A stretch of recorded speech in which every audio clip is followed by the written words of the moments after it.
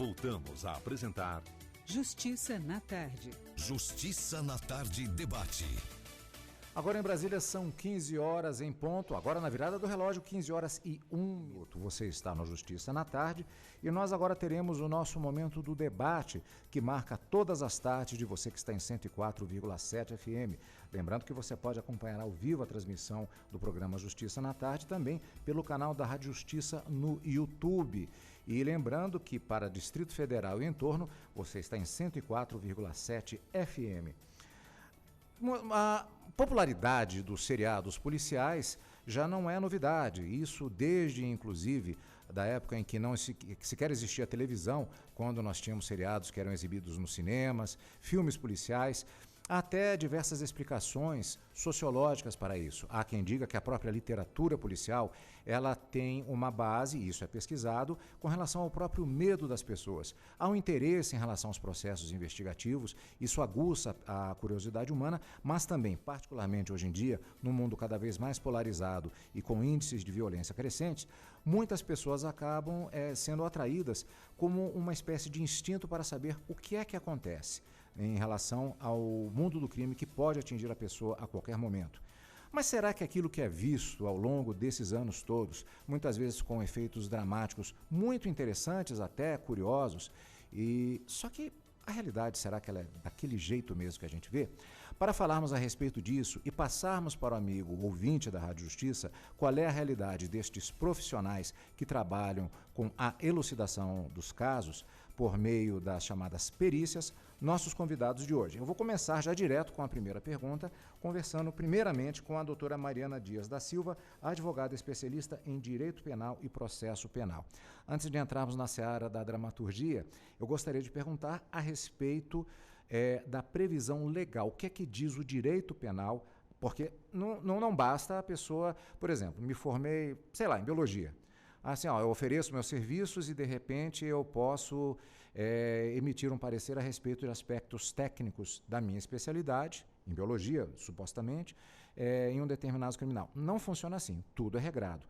Grosso modo, como é que funciona isso, doutora? Boa tarde, obrigado pela participação aqui. Boa tarde, Cadu. Boa tarde, Vitor Hugo. É um enorme prazer estar aqui novamente. Cadu, a nossa legislação ela é falha nesse sentido, falando em relação à atuação do advogado. O que nós temos é um provimento do Conselho Federal da OAB, o provimento 188 de 2018, que ele confere ao advogado realizar a investigação defensiva. E o que é essa investigação defensiva? É buscar um conjunto probatório de provas, para o seu cliente ali, seja ele o investigado ou a vítima, para que ela possa colaborar com a justiça. Mas é um provimento, a gente não tem uma lei que determine ou que confere literalmente esse poder aos advogados. Eu me lembro que nós fizemos uma entrevista aqui para o Justiça na Tarde, especificamente a respeito do Tribunal do Júri. Inclusive, a previsão, já vou dizendo para os nossos amigos ouvintes, que no mês do Tribunal do Júri nós teremos outros programas especiais tratando exatamente dessa questão. Mas, especificamente no caso daquela entrevista, foi observado que o advogado de defesa, normalmente exatamente um advogado privado, embora haja a possibilidade de utilização dos serviços da Defensoria Pública, a utilização do trabalho de perícia ela é mais limitada em relação ao que o próprio poder público poderia fazer. Daqui a pouco já temos o nosso outro convidado de hoje aqui, vamos dar a oportunidade de falar sobre isso também.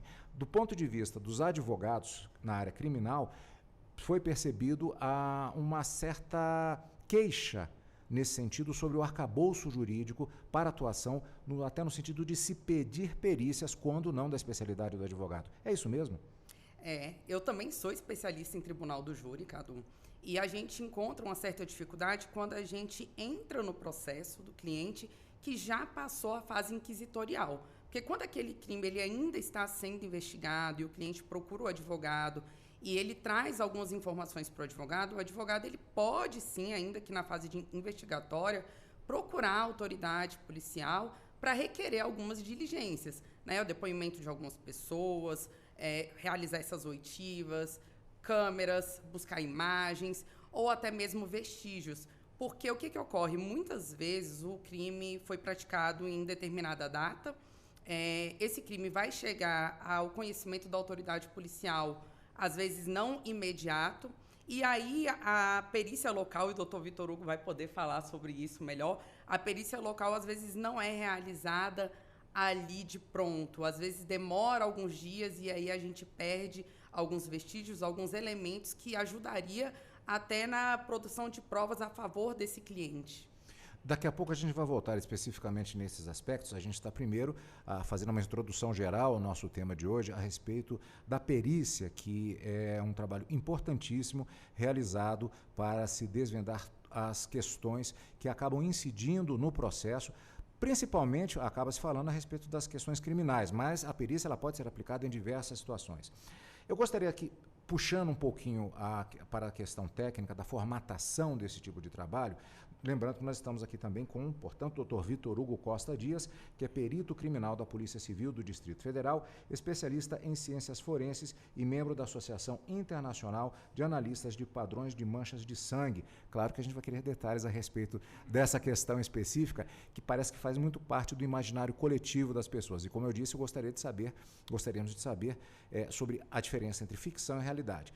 Mas assim, em relação ao corpo formatado ao longo dos anos na nossa realidade brasileira, quem pode ser perito? Como se faz isso? Como uma pessoa pode se tornar perito? De repente, talvez até algum ouvinte que esteja agora se formando em alguma das possíveis especialidades. Como se dá isso, doutor? E obrigado pela participação aqui conosco no Justiça na Tarde. Boa tarde, Cadu. Boa tarde, Mariana. Obrigado pelo convite. É um prazer estar aqui.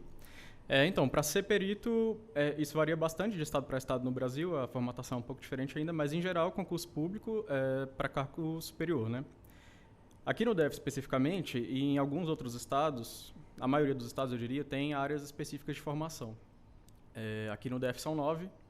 Então, se eu for lembrar de cabeça aqui, engenharias, física, química, biologia, farmácia, contabilidade, odontologia, geologia e ciência da computação. Então, formação em alguma dessas 9 áreas, você faz a prova específica para aquela área.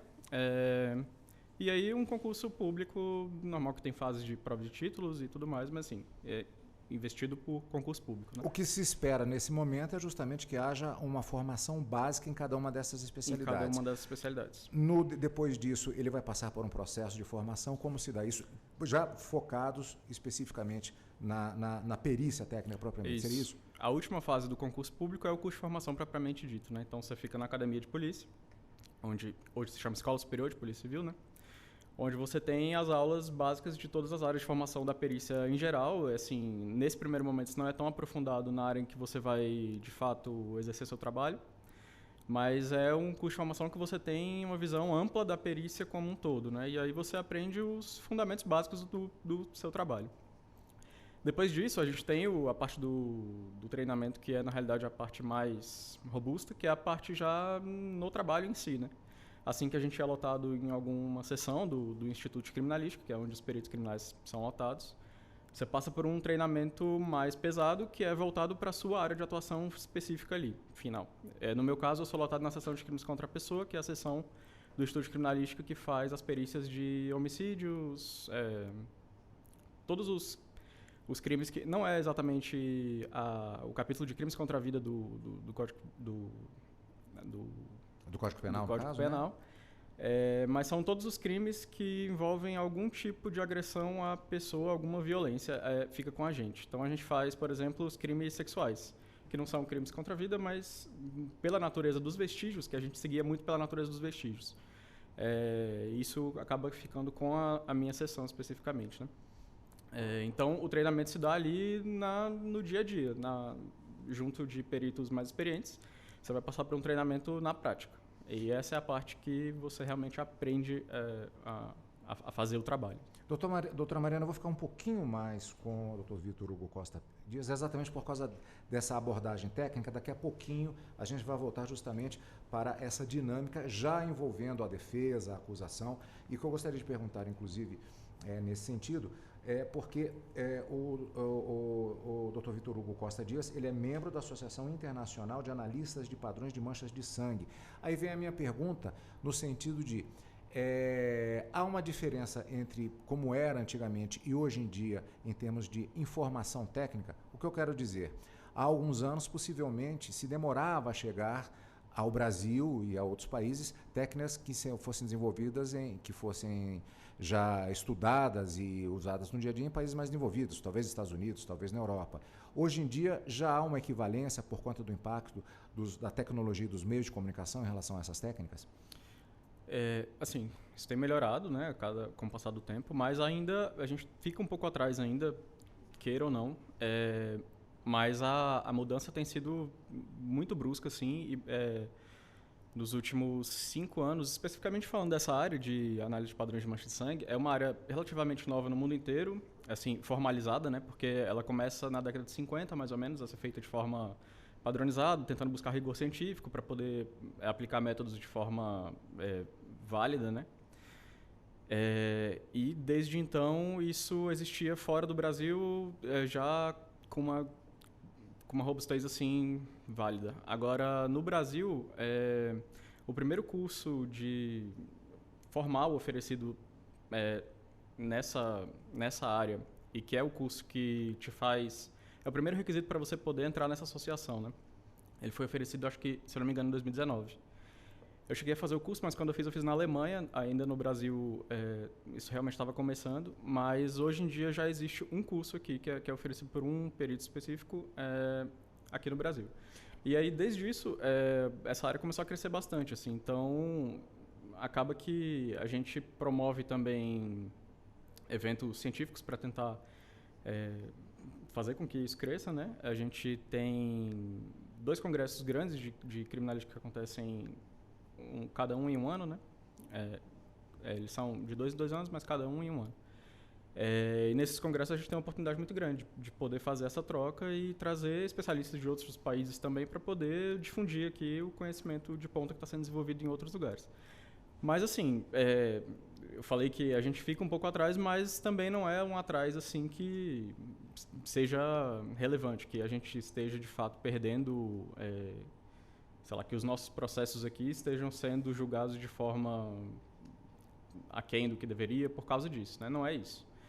Mas, sim, a gente tem crescido muito. Doutora Marina, pode ficar à vontade de fazer observações, perguntas também, assim, estamos no debate exatamente. Não há um tempo específico, assim, cronometrado, eu brinco com os nossos convidados, sempre que não é um debate político eleitoral, estamos em pleno período assim, então pode ficar à vontade para fazer observações. Eu gostaria de entrar em um detalhe técnico especificamente a respeito desse estudo, manchas de sangue, porque aí a gente já vai começar a entrar na questão do imaginário coletivo que existe a respeito dessas questões. Manchas de sangue. Então já vamos lá para aquelas situações. Então você está lá na tranquilidade do seu sofá em casa e está assistindo um seriado qualquer a respeito disso. Aí se fala em direcionamento de manchas, formato de respingo, essas questões que quem assiste seriado já conhece. Aquilo é realidade? O que é de ficção, o que é de realidade nesse tipo de coisa? Então, o objetivo dessa área do conhecimento da perícia criminal é associar mecanismos de produção de uma determinada mancha com o formato da mancha que você encontra no local de crime. Porque o que você vai encontrar no local de crime é um padrão específico. E, é importante também a gente falar que nessa área de estudo a gente está interessado em padrões físicos, não em constituição biológica, não é uma análise biológica do sangue, né? É uma análise de padrões físicos mesmo, do formato daquela mancha de sangue ali. Claro que essas questões biológicas vão influenciar na produção daquilo, e para trabalhar com essa área você tem que entender disso, mas o que está sendo analisado ali é um padrão físico. Então a física é uma área que, na minha opinião, conta muito mais do que a biologia nesse tipo de análise. Então o que a gente tem que fazer é isso, interpretar os padrões e tentar chegar a uma dinâmica que poderia explicar o surgimento daqueles padrões naquele local. A série mais famosa que fala disso é o Dexter, né? Que ele é um analista de padrões de mancha de sangue. Mas, infelizmente, a série é bastante fora da realidade. As análises que são feitas ali são extrapolam muito o que poderia ser feito, e a representação gráfica mesmo da análise, ela não bate muito com a realidade. Ele tem umas cenas clássicas assim que ele coloca umas linhas vermelhas no local. Não sei se vocês já viram essas cenas. Essa cena específica, assim, ela não tem nada a ver, porque aquilo ali é para fazer uma coisa específica, que é o cálculo de volume de origem no local, que é basicamente determinar o ponto em que a pessoa estava quando ela foi atingida. A pessoa ou qualquer fonte de sangue, né? Onde ela foi atingida, você tem ali a pessoa sendo atingida em um ponto, isso vai gerar manchas em quaisquer superfícies do local. E a partir dessas manchas que estão na superfície, você consegue calcular essa posição da pessoa no espaço tridimensional. Só que o que é mostrado ali na série é uma coisa assim, que não tem nenhum nexo. Assim, não, aquelas linhas... Eu não sei se você chegou a assistir o documentário da Isabela Nardoni. E ali mostra exatamente essas cenas do gotejamento, que conseguiram identificar, ali teve gotejamento de sangue e a posição, a criança foi levantada até certa altura, aquilo ali condiz. Também. Não, assim, vou dizer que não condiz. Aquela é uma análise que na realidade não pode ser feita, é problemático, assim, essa determinação de altura de gotejamento é uma coisa que, em laboratório, você consegue mostrar que... Claro, existe uma relação linear entre aumento de altura de um gotejamento e padrão de dispersão daquela mancha ali no local. Basicamente, tamanho e número de manchas satélites. São gotinhas menores que são formadas ao redor da mancha com o aumento da altura. Você consegue ver num laboratório fazendo isso que realmente existe uma relação ali. Se você vai aumentando a altura, essa característica vai ficando mais expressiva na mancha. Só que é impossível eu fazer o contrário, eu chegar numa mancha e determinar a altura a partir dela. Porque isso envolve inúmeras variáveis. Se você tem, por exemplo, esse carpete aqui do chão que a gente está pisando, ele tem o comportamento físico dele é completamente diferente do comportamento físico desse revestimento aqui da mesa. Então, uma mancha que é formada aqui é completamente diferente da mancha que é formada ali. E isso, assim, é o básico, né? A característica da superfície. Agora, se eu falar que você passou um produto de limpeza aqui antes, que tem uma característica específica diferente, isso vai influenciar de novo. A umidade aqui vai influenciar, a temperatura vai influenciar, a iluminação vai influenciar. Então, todas essas variáveis influenciam isso. Eu chegar num local de crime, encontrar uma mancha dessa, uma mancha única, e falar, eu consigo, a partir dessa mancha, calcular a altura que isso daqui foi, é fazer muita extrapolação. É quase que um processo de adivinhação, digamos assim. É exatamente esse processo de adivinhação.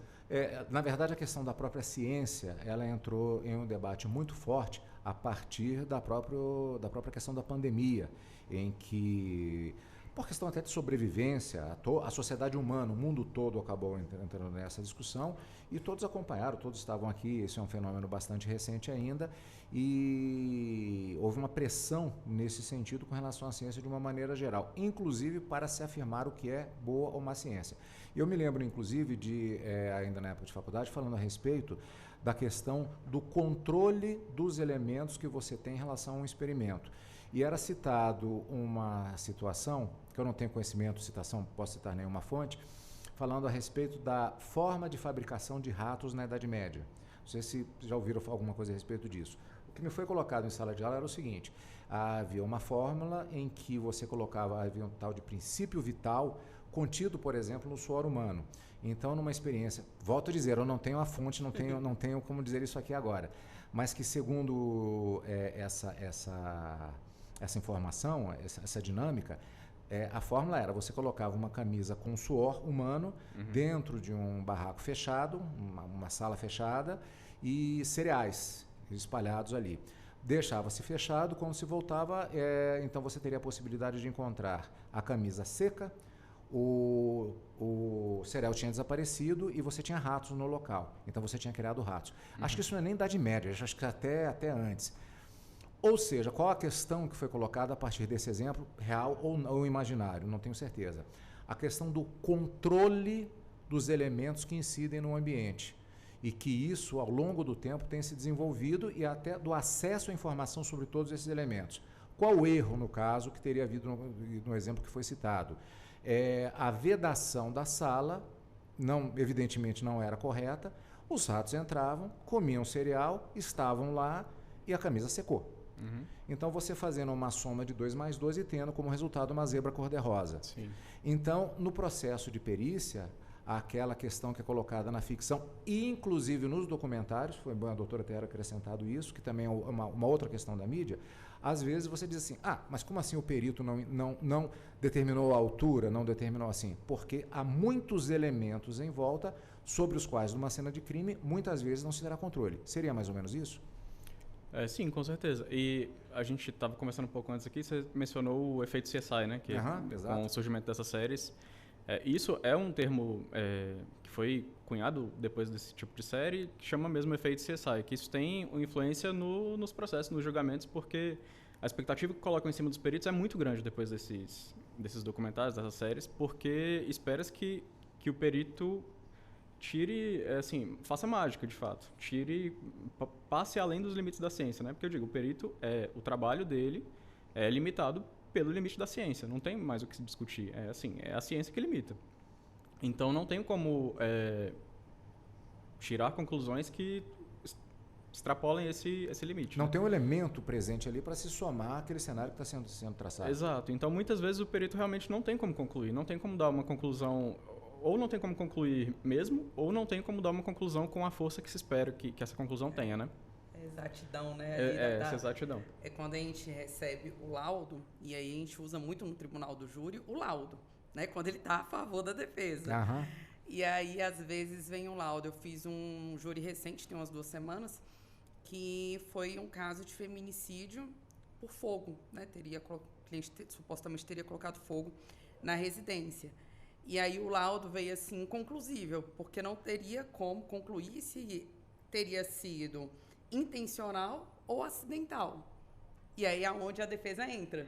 Porque assim, se nem a perícia concluiu, como é que o Ministério Público pode afirmar que foi o fulano? Um outro júri também que a gente usou, e aí quando acabou o júri, eu ganhei esse júri, o promotor veio conversar comigo, ele, nossa, doutora, eu deixei passar batido, eu vou até anotar, e ele anotou. Porque eu vou explicar isso aqui para os jurados, porque nem sempre a perícia técnica consegue trazer esse tipo de elemento, que foi a questão da digital na faca. Porque tinha o vestígio de sangue na lâmina da faca, mas não tinha a digital. E aí, às vezes, a defesa usa isso para levantar uma dúvida na cabeça dos jurados quanto à autoria do crime. E aí, os jurados ficam assim, se a perícia não trouxe, não tem essa digital, e aí a gente ganhou o júri com esse questionamento. E nem sempre é um elemento que vai vir, né? A questão da lâmina, da faca, do cabo da faca, de trazer a digital. Porque assim, não tinha digital nem do autor nem da vítima, mas tinha vestígios de sangue da vítima. E foi feito o exame de DNA nesse... Foi feito só o DNA em relação ao sangue, ao vestígio de sangue. E era da vítima? Era da vítima. Aí você não tinha nada que relacionasse ao autor naquela... não tinha. Entendi. Nesse sentido, para a defesa, a chegada do laudo, dos diversos tipos de laudos que podem chegar, é um momento de uma certa atenção, digamos assim, e de análise para se verificar o que é que está sendo apresentado. Vou pegar novamente a questão da ficção. Muitas vezes é apresentado, CSI mesmo, não é uma crítica de cinema, mas a gente fala do imaginário coletivo, aquela questão do advogado que vai questionar a perícia que foi apresentada. Existe essa tensão entre o advogado de defesa, o Ministério Público e o perito que vai prestar o depoimento dele? Existe essa tensão. Agora, esse questionamento ele é difícil na prática, porque para se ter uma investigação defensiva, né, o advogado ele tem que montar ali uma equipe com peritos que possam contestar o laudo do perito oficial, né, da polícia. Entramos no ponto que eu queria chegar justamente. O advogado de defesa, talvez dependendo da situação econômica do investigado, ele pode fazer uma contratação de um perito próprio. Sim. Como funciona isso? Aí é onde entra a investigação defensiva, que é o provimento 188 do Conselho Federal. O advogado ele pode instaurar um procedimento de investigação defensiva e falar, olha, eu vou precisar de um perito técnico para poder contrapor esse laudo. Esse laudo aqui, o cliente está falando que o que aconteceu não foi isso e a gente quer contestar esse laudo, como que o laudo chegou a essa conclusão. Só que, na maioria das vezes, isso é raro acontecer pela capacidade econômica do cliente, porque demanda muito dinheiro. Eu não posso simplesmente, eu não tenho capacidade técnica, enquanto advogada, para chegar e falar que o laudo do perito está errado. Eu posso levantar, sugerir algum questionamento. Agora, eu não posso afirmar. E aí, muitas vezes, a gente até chama o perito como testemunha para poder ir lá e responder as perguntas, tanto do Ministério Público quanto da defesa e dos jurados, inclusive, mas trazendo um perito técnico. Até que ponto isso é bom no tribunal do júri? Porque os jurados são jurados leigos. E eles entendem que aquele perito, ele é pago, ele é um perito particular. Então, na cabeça deles, ele vai falar o que o advogado e o que o contratante, que é o réu, quer. Ele não vai dizer o contrário. Então, tem que sobrepesar até que ponto isso seria favorável, a não ser que seja algo realmente em conteste, que você consiga contratar mais de um perito para contrapor aquele laudo oficial. Mas, na prática, a gente vê isso com raridade. Não é comum de se ver por conta da capacidade econômica mesmo. Para o cliente já contratar um advogado particular já é oneroso e ainda conseguir dispor de um subsídio para poder contratar um perito técnico. Mas isso existe, é possível, e quando possível a gente arrola tanto o perito oficial da polícia que fez aquele laudo, quanto o perito particular. E aí eles ficam ali à disposição, né, do Ministério Público, dos jurados e da defesa e até do juízo para ser questionado e indagado quanto às técnicas que foram utilizadas e a confiabilidade daquele laudo e como que ele conseguiu chegar àquele resultado e até que ponto aquele resultado pode ou não ser questionável. O que acontece nesse momento, quando a perícia oficial, digamos assim, que teve acesso à cena do crime, faz uma determinada análise e é apresentado um laudo divergente, levantando uma outra hipótese? Há um duelo de hipóteses. O que prevalece é a ciência e, por exemplo, num questionamento assim, não, essa outra hipótese ela pode existir, mas não significa que tenha sido essa. Como é que funciona nesse momento? Via de regra, quando acontece esse tipo de coisa, os peritos recebem quesitos, né? Nós somos quesitados e aí nós temos que apresentar explicações em relação às questões que são levantadas, seja elas quais forem, né? E aí, se for o caso de apresentar uma hipótese divergente da que a gente levantou, o que a gente vai fazer é analisar essa hipótese e dizer se aquilo ali seria possível ou não, provável ou não. São coisas diferentes também, né? Uma coisa é ser possível, outra coisa é ser provável. Em geral, possível, muita coisa é. E aí a gente deixa o grande problema, exatamente falando nisso. Possível, é possível. Porque não vem a exatidão, por exemplo, porque às vezes o laudo particular traz uma hipótese quando o doutor fala quesitos, são perguntas, né? São perguntas que são formuladas através da defesa, ali com o perito particular, que é oficiado o perito da Polícia Civil para que ele responda. E aí, às vezes, o quesito, ele é questionável no sentido de esse exame, essa técnica, né, utilizada ali, ela traz com exatidão, 100% de certeza que foi isso. E aí, quando vem assim, é possível que tenha... Aí a defesa já ganha ali, porque ela levanta a dúvida para o jurado, quando vai para o plenário do júri. Porque aí, quando não vem assim, é certeza, é absoluto, o que é questionável, você consegue implantar uma dúvida. Agora, aqui nós já fomos direto justamente ao momento do julgamento em que são apresentados os laudos. Para você, amigo da Rádio Justiça, que está chegando agora, você está no Justiça na Tarde, em 104,7 FM, você pode acompanhar 104,7 FM para Distrito Federal e entorno, e você também pode acompanhar pelo canal da Rádio Justiça no YouTube. O nosso programa ao vivo, lembrando que eu sou Carlos Eduardo Cunha, fico com você hoje, depois de 2 semanas, amanhã o Walter Lima já estará de volta, mas não teremos o Justiça na Tarde por conta da audiência pública, que será no mesmo horário, mas o Walter Lima estará de volta também na Voz do Brasil, hoje ainda comigo e a Ariana Fonseca, e na quarta-feira teremos sessão plenária e o Walter Lima já trabalhando para que você tenha no final de semana mais um Justiça na Tarde com mais um debate. Até agora nós falamos aqui no nosso programa de hoje a respeito dessa questão da perícia técnica, elemento fundamental para que seja feita a produção de provas para se chegar, eventualmente, ao julgamento, passando por todos os processos que estão previstos na legislação. É uma questão que é colocada. Como fica o imaginário coletivo em relação a esse importante trabalho a partir dos impactos relacionados à própria mídia? Rádio, cinema, televisão, e inclusive considerando que hoje em dia há muita informação e um progresso técnico muito grande, mas sempre presente a subjetividade na hora da análise dos elementos de prova. E conosco, aqui já está também o Dr. Tiago Frederico de Souza Costa, delegado da Polícia Civil do Distrito Federal, a quem eu agradeço a presença para podermos falar a respeito desses detalhes e, como eu disse, o próprio imaginário coletivo que existe em relação a isso. Com relação ao doutor, 2 questões. Primeiro, o fato de que é quem faz esse processo inicial de contato com a cena do crime para elaboração de provas, grande responsabilidade para que o julgamento possa, se for o caso, se for oferecida a denúncia, ter base para que tanto a defesa possa atuar quanto a acusação.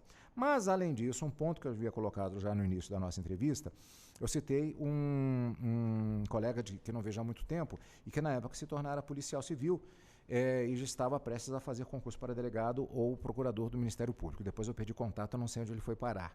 Mas ele colocava justamente uma questão. A imagem que se passava, muitas vezes, por meio da mídia, acrescentamos não apenas a ficção, mas até os documentários que são elaborados, às vezes cria expectativas que não são reais em relação ao processo, o dia a dia da investigação criminal. O senhor concorda justamente que é um imaginário coletivo que não é... lembro inclusive de um ponto, eu tinha esquecido desse detalhe. Ele falava assim, olha, citando o CSI, ele falava assim, não precisa nem ter policial, porque os caras já andam armados, dão batida policial, tem um policial só junto com ele, eles entram na cena, dão voz de prisão, prendem, fazem tudo, e não é bem assim. Então, nessa questão geral, há um imaginário coletivo muito fantasioso em relação à investigação criminal, doutor. Boa tarde, obrigado por aceitar o nosso convite. Boa tarde, Carlos. É um prazer mais uma vez estar presente aqui com todos vocês na Rádio Justiça. E já indo direto ao ponto, eu acho que muito do aspecto assim, do glamour da atividade de investigação criminal se deve a essa questão do imaginário popular que é alimentada pela mídia, pelos filmes, né? Filmes, então, antes mesmo de se falar em séries, os filmes, você pode perceber que muitos filmes retratam essa questão da investigação criminal. E um elemento fundamental na investigação criminal é a atividade de perícia criminal, né? Então, você falou do CSI, e que eu acho que aquilo ajuda a estimular um pouco também o imaginário popular, não só, mas também a trazer um pouco da atenção para a atividade de investigação, né? É uma atividade que não só traz a atenção pela emoção da atividade policial, mas também nesse caráter da cientificidade que a perícia traz consigo, ele é muito importante. Então, a curiosidade desperta ali querer conhecer como é que são as técnicas de investigação, como é que são as técnicas de produção da prova pericial, né? Como é que é a atividade de laboratório da polícia. E aqui nosso colega perita Polícia Civil lá da nossa mesma instituição da Polícia Civil do DF conhece muito bem a atividade. Eu, na condição de delegado de polícia, você tratou de um tema muito importante, Carlos, que é esse primeiro contato com a cena do crime, né? Que é um momento muito importante sobre vários aspectos, tanto da questão da produção da prova, como da questão também da identificação de autoria, porque qual é a finalidade da perícia? A perícia, a atividade de investigação em si, ela tem uma finalidade principal que é identificar autor e a materialidade do crime. Então a perícia ela está participando desses dois aspectos, né? A gente não busca uma atividade, a gente não solicita um exame pericial, não apenas para provar materialidade, mas muitas vezes a autoria, através do exame de DNA, do exame papiloscópico, ele vai servir para identificar a autoria do crime. Então, não só um único meio, mas a atividade investigativa ela é complexa, envolve várias técnicas de investigação. A perícia é uma delas e é uma das mais importantes, né? Então, a questão do acesso ao local do crime, naquele primeiro momento, ele é fundamental, primeiro para que se preserve a cadeia de custódia dos vestígios. E a cadeia de custódia hoje é um tema muito importante, que inclusive passou por uma alteração legislativa em 2019, trazendo em detalhes todas as etapas da cadeia de custódia, desde o momento da identificação daquilo que tem um potencial de prova, até o momento do descarte, passando pelo acondicionamento, processamento, como que deve ser acessado aquele vestígio, né? Como perito, a pessoa que tem a legitimidade e a competência legal para pegar o vestígio, fazer a análise e produzir o laudo técnico. Então, nesse primeiro momento, você tem aquela questão da preservação dos vestígios e também tem toda aquela questão da atividade de investigação, de identificar possíveis testemunhas, né? Na investigação de homicídios, fala-se muito que as primeiras horas são as mais importantes. Então, tanto do ponto de vista da coleta, da identificação de um potencial vestígio, que poderá vir a servir de prova, como da identificação de testemunhas, pessoas familiares, vítimas que eventualmente, no caso de uma tentativa, esteja viva. Então, assim, esse momento é o momento mais importante. Então, como palavras iniciais, eu diria que o imaginário popular ele é alimentado não só pelo glamour, mas também pela importância do tema, né? A gente está falando aqui de vidas que a gente trata, de bens jurídicos que são protegidos pela legislação, não à toa. Então, a gente está falando do patrimônio de uma pessoa, da vida, da integridade física. Então, tudo isso são valores jurídicos importantes, protegidos pela legislação penal e que, por isso, também exige uma atividade profissional muito qualificada, muito bem estruturada, né? Porque até para que você possa cercear a liberdade, cercear direitos de uma pessoa, você precisa ter aspectos legais, probatórios, muito bem fundamentados, e a atividade de perícia ela vem nesse aspecto que é muito importante. Aliás, só para esclarecer, eu fiz um comentário a respeito do colega que falou a respeito da atuação dos peritos. Não que não haja riscos e que ele não tenha autoridade, mas apenas a crítica que foi feita na verdade, colega dos senhores, né? Era no sentido de que havia uma confusão que era feita, no sentido de qual a atribuição de dentro do processo investigatório. Mas aí eu até pergunto, há um perigo também na cena do crime? Há um protocolo, na verdade, até para a entrada na cena do crime. Há uma questão de segurança, dependendo da localidade. Como é que funciona isso? Deixo para quem quiser responder aqui. Como é que funciona isso? Até com casos reais, se puderem citar. Não, com certeza é um perigo, assim. Local de crime é sempre perigoso, por inúmeras razões, né? Desde a gente pode começar a falar das razões relacionadas aos vestígios em si. É muito comum a gente encontrar infinitos tipos de drogas, drogas inclusive que você não sabe com o que você está lidando. Então, algo que que tem crescido bastante nos Estados Unidos, por exemplo, já é um problema muito, muito grave já, e que tem diversas séries, documentários sobre isso também, que é o fentanil. Aqui a gente costuma encontrar, assim, nos últimos anos começou a aparecer um pouco mais, e é uma droga que ela é muito tóxica, então baixíssimas concentrações podem te afetar. Quer dizer, não é só questão da violência, é questão dos próprios produtos que estão estou listando alguns riscos, né, claro, que a gente passa. O fentanil mesmo, assim, dependendo da concentração e dependendo do tipo de luva que você estiver usando, você pode passar pela luva e te intoxicar. Então, esse é um risco que é claro, assim, que a gente passa por ele num local de crime. Risco de infecção biológica, né? Se tem sangue, é uma coisa que a gente encontra na maioria dos locais. Então, qualquer tipo de infecção relacionada a isso, a gente tá exposto a ele. E aí os riscos em relação à violência, né? É muito comum ter confusão no local de crime ainda, não é porque as coisas já acabaram ali que a coisa tá certa, né? Assim, tá já controlada. Muitas vezes acontecem confusões ali ao redor, não é tão raro assim ter autor preso durante o processamento do local de crime. Vários colegas, isso nunca aconteceu comigo, mas vários colegas já tiveram que prender pessoas durante o processamento do local. Então, o perito também está exposto a esse tipo de situação, sim. A prisão, no caso, ela pode ser feita pelo perito ou ele invoca a autoridade policial presente? O perito pode fazer a prisão ali no momento e vai encaminhar a delegacia da forma como é feito, né, por qualquer outro policial. E outra questão também que acontece muito com a gente é que a gente está em deslocamento constante, assim, pela cidade toda, porque a gente atende o DF inteiro, né? Então, você está... No mesmo dia, eu vou, assim, em Planaltina, depois em Braslândia, depois no Recanto das Emas, Santa Maria e volto para Planaltina. Então, durante esses deslocamentos, você está numa viatura que está escrito polícia. Então, as pessoas param na rua e pedem ajuda para qualquer coisa que está acontecendo. Então, estou indo processar um local de crime, estou ali fazendo um trabalho científico, só que no meio do caminho alguém pode estar sendo assaltado e pedir ajuda. Então, a gente tem que parar para ajudar. Então, tem esse mesmo risco, assim. Quem vai na viatura? É só o perito? Aqui no DF, nós somos uma equipe de... Na minha seção, né, que é a seção de crimes contra a pessoa, que é o que a gente chama de morte violenta aqui. Somos 4.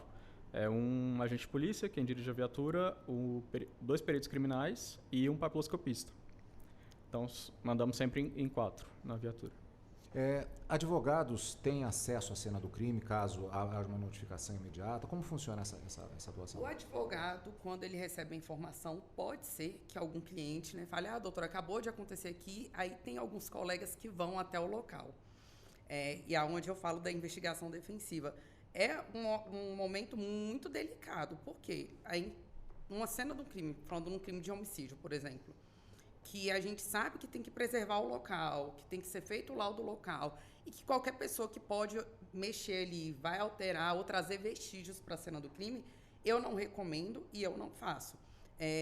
Agora, tá lá acompanhando o trabalho da autoridade policial é outra coisa.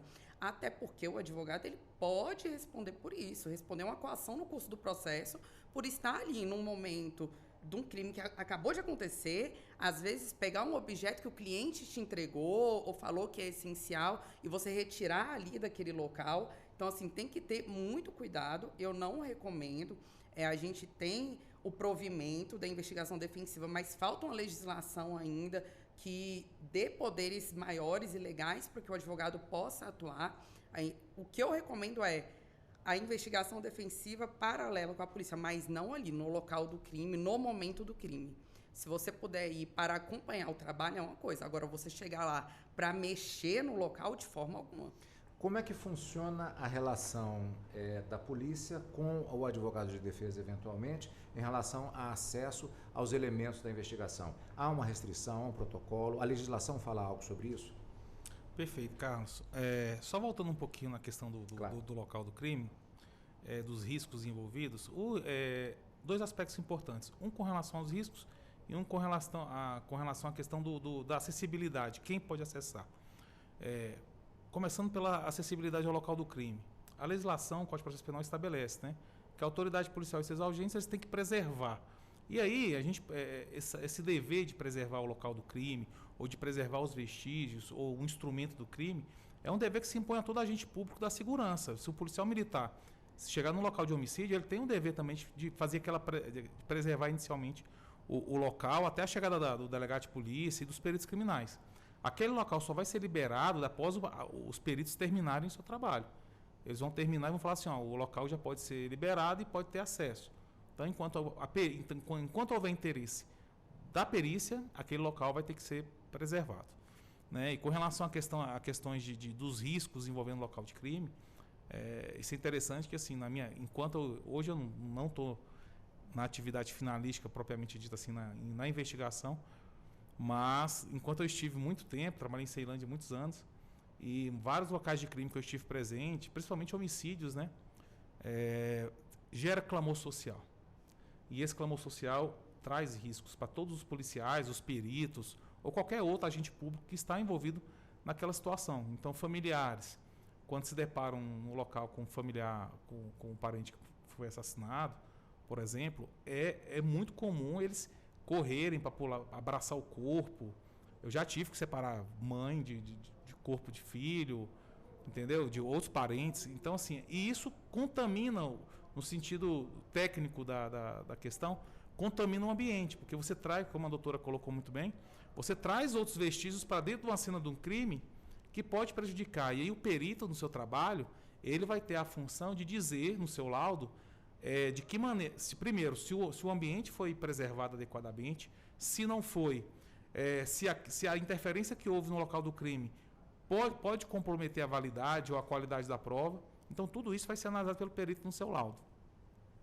E, com relação ao questionamento do acesso do advogado aos autos da investigação, hoje a gente tem uma normatização até meio tranquila com relação a isso, que todos os elementos de provas já produzidos nos autos, o advogado tem acesso, né? Ele não vai poder ter acesso a diligências em andamento, né? A uma interceptação telefônica que está acontecendo. Naturalmente, ele não vai ter acesso. Mas depois que isso estiver materializado, documentado no relatório, isso vai ter que constar dos autos do inquérito policial e o advogado, naturalmente, vai poder ter acesso a isso no exercício da defesa, da ampla defesa do seu cliente. Hoje nós não temos aqui a presença de ninguém do Ministério Público, então tem que perguntar justamente ao doutor. E em relação ao Ministério Público, que ele é partícipe do processo investigativo. Certo. Não, com relação ao Ministério Público e ao magistrado, aí não existe nenhum tipo de restrição de acesso. Inclusive as diligências de andamento, até porque as medidas cautelares, como regra, como praticamente absoluta, o delegado de polícia, no curso do inquérito, ele faz a representação pela medida, interceptação telefônica, prova antecipada, prisão cautelar, inclusive, medidas acautelatórias em geral. O delegado de polícia faz a representação, o Ministério Público manifesta sobre essa representação e depois vai para o magistrado decidir. Então, quando a gente faz essa representação, o delegado traz ali aos autos todos os elementos, não só aqueles que já foram materializados, mas como aquelas diligências que ele pretende fazer. Então, o magistrado e o promotor ele não tem acesso só ao que já foi feito. Inclusive, ao que se pretende fazer, isso é exposto no inquérito quando há uma representação pelo delegado de polícia. Há um protocolo em relação a uma cena... Existe uma cena de crime padrão em relação, por exemplo, a homicídios? Varia? Há padrões diferenciados? Quando o perito sai justamente na viatura para acessar uma cena de crime, ele já tem uma noção do que ele vai fazer, ele é informado previamente, se pede manchas de sangue, se pede manchas de DNA, como funciona isso? Existem certos padrões de cenas de crime, a gente tem protocolos operacionais padrão para cada tipo de situação. E quando a perícia é pedida, já vem com algumas informações básicas, né? Vem algum histórico básico que já foi registrado durante o registro da ocorrência na delegacia, e algumas informações de quem está no local.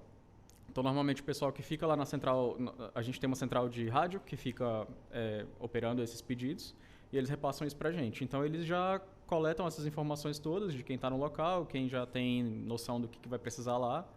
É muito comum a gente precisar de apoio dos bombeiros para retirar cadáver de algum lugar de difícil acesso, ou até mesmo para a gente conseguir chegar nesse local. Às vezes a gente precisa de apoio, aconteceram algumas vezes já de precisar de apoio do pessoal das operações aéreas da Polícia Civil mesmo, de precisar de ir de helicóptero até algum local. Então, esse tipo de situação já é informada antes, né? Ou até mesmo outras coisas aleatórias que acontecem do tipo, tem um enxame de abelhas dentro do local e o que vai fazer, né? Quem que você vai precisar acionar para resolver essa situação. Em relação ao processamento em si do local, a gente tem já o equipamento padrão que fica pronto sempre que se inicia um plantão. Você tem uma série de utensílios ali, de equipamentos que são sempre utilizados, assim. Que são que você sempre, na maioria dos casos, vai ser preciso. Então, teste de sangue para saber se aquela mancha ali é de sangue humano ou não. Isso aí a gente sempre leva. Todo tipo de EPI, luvas, máscaras. A gente usa vários tipos de filtros de gases também em outros tipos de máscaras específicos. Material de coleta de diversas categorias. E aí a gente tem também outros materiais que a gente não leva sempre, mas que aí, dependendo das informações que são passadas para a gente leva. Aí, às vezes, são equipamentos mais caros, mais sensíveis, que você precisa ter mais cuidado no transporte, então você não vai sair andando com isso daí o tempo inteiro. Por exemplo, canhões de luz forense. A gente usa luzes forenses que são menores, né? Aquelas luzes para revelar vestígios que estão latentes. Eu ia perguntar exatamente sobre isso, porque o tal do luminol ficou famoso no mundo todo. É daquele jeito mesmo? Como é isso? Luminol é um pouco diferente, porque aí já é um produto químico, né? Mas, só terminando de falar das luzes forenses, a gente tem a gente leva já um padrão mais básico, lanterninhas pequenas e uma lanterna maior que permite mudar alguns comprimentos de ondas de luzes diferentes. A luz pelo comprimento de onda é que ela identifica determinados elementos, é isso? Isso. Cada comprimento de onda associado a um filtro específico que você usa no óculos revela melhor ou não determinado tipo de vestígio. Então tem umas categorias de vestígio, tipo ou urina, ou sêmen, ou saliva, e qual comprimento de onda você usa para cada um deles associado a cada tipo de cor de filtro. Então, a gente tem algum desse material mais básico já na maleta que está sempre pronto ali para o pronto emprego. Mas se é, por exemplo, um local de crime sexual, que a gente sabe que isso é a finalidade, a gente já vai levar um equipamento mais potente para aquilo ali.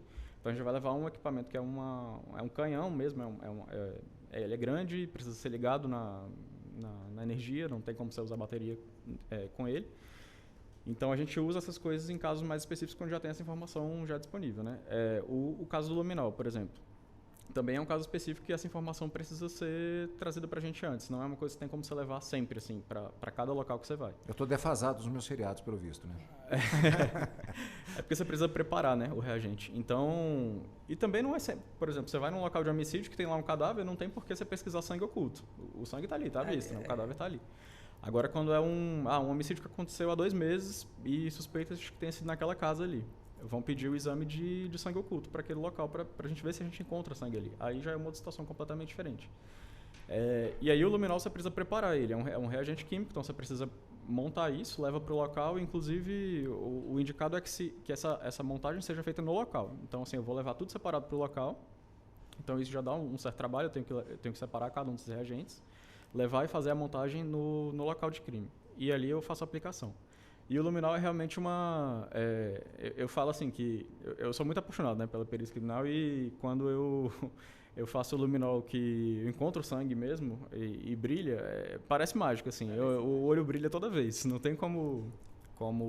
Mas trazendo o luminol aqui para a vida real é engraçado porque o pessoal acha que é igual nas séries mesmo, vai passar em qualquer coisa, vai aparecer. Eu fui levar um livro para um cliente que é tido como faccionado, né? Fica em pavilhão de segurança máxima. E aí a gente falou assim, doutor, eu vou demorar um mês para levar porque eu tenho que passar um luminol para ver se não tem nada escrito nas páginas. Aí a gente pensa, né? Meu Deus, tá assistindo muito CSI. Porque não tem nada a ver uma coisa com a outra ali. Mas eles já colocam como se fosse. É engraçado essa questão da perícia.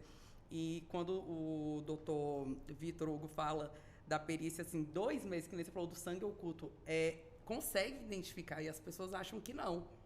Quando vem um lado, é impossível ter isso. Eu falei assim, você acha que você passou um produto ali e sumiu e evaporou esse vestígio? Não é assim que acontece, igual nos filmes, que o pessoal acha, não, eu vou vir com outro reagente que vai sumir essa informação. E trazendo para a ficção, tem um seriado DNA do Crime, muito bacana, que está recente, só que ele vem com a questão das digitais, né? O banco de digitais, o quanto isso é feito. E aquilo ali é similar à realidade, doutor? A parte de impressões papiloscópicas aqui no DF é feita pelos papiloscopistas, né, no Instituto de Identificação. Mas sim, como eu falei, eles integram a nossa equipe, e todo local tem, quando faz sentido, né, tem sempre levantamento de vestígios de impressão papiloscópica. E sim, tem um banco de impressões digitais e funciona parecido com o que... A pergunta você normalmente tem a pesquisa é feita de forma automática, né, ele vai te dar possíveis candidatos a ser correspondente com aquele fragmento que você coletou no local de crime, e aí a pessoa, aí é feito de forma humana mesmo, né? O analista vai lá comparar um a um para dizer se realmente aquilo ali é daquela pessoa. Eu lembro que a pergunta, pelo menos na dublagem, é traduzida assim, está no sistema? Aí vai lá e já faz se dá match. Isso existe mesmo, doutor?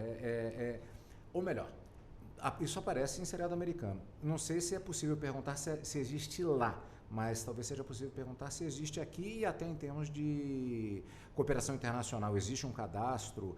Normalmente quem já foi, já é reincidente, já tem é possível localizá-lo lá? Tem gente que nunca entrou no sistema e não vai ter. Como é que funciona isso? Como nosso colega Vitor já adiantou, no DF a gente tem um banco de dados, tanto do sistema de identificação civil como de identificação criminal. Então, basicamente, quem emite RG no DF tem os seus dados biométricos lá registrados, né? Foto, impressão digital. E, eventualmente, quem cometeu algum crime, foi preso aqui no DF e foi submetido à identificação criminal, também vai ter esse cadastro de identificação criminal. Então, qual que é a importância do cadastro? Numa cena de crime, de roubo, por exemplo, ou um furto numa residência, a equipe da perícia vai lá, vai buscar os elementos possíveis de prova, o papiloscopista vai colher ali as impressões digitais que eventualmente sejam latentes ou aparentes, e a partir dessa informação ele vai submeter isso no banco de dados, em que está todo mundo cadastrado. Então ali, se tem um percentual de um critério para aferição se é a identidade verdadeira ou não, e vai conseguir identificar. Uma coisa interessante que a legislação, até recentemente, ela criou no banco de dados internacional, não. Mas a legislação já prevê o banco de dados multibiométrico, um banco de dados, e aí o Ministério da Justiça tem feito um trabalho de buscar integrar essas bases de dados para que a gente possa ter um cadastro nacional unificado. Então, a partir da unificação de todos os bancos de dados. Um elemento importante nesse processo foi a criação agora do RG nacional, né, da Cédula de Identidade Nacional, a partir do número do CPF.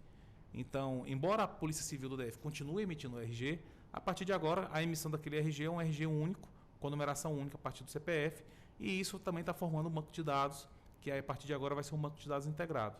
Então, a gente futuramente espera que aí do ponto de vista nacional a gente consiga fazer pesquisas, às vezes de um fragmento de digital aqui em Brasília, mas que o autor está identificado no Maranhão ou no Rio Grande do Sul, por exemplo. Ainda temos alguns minutos antes de encerrarmos o primeiro bloco do nosso debate de hoje.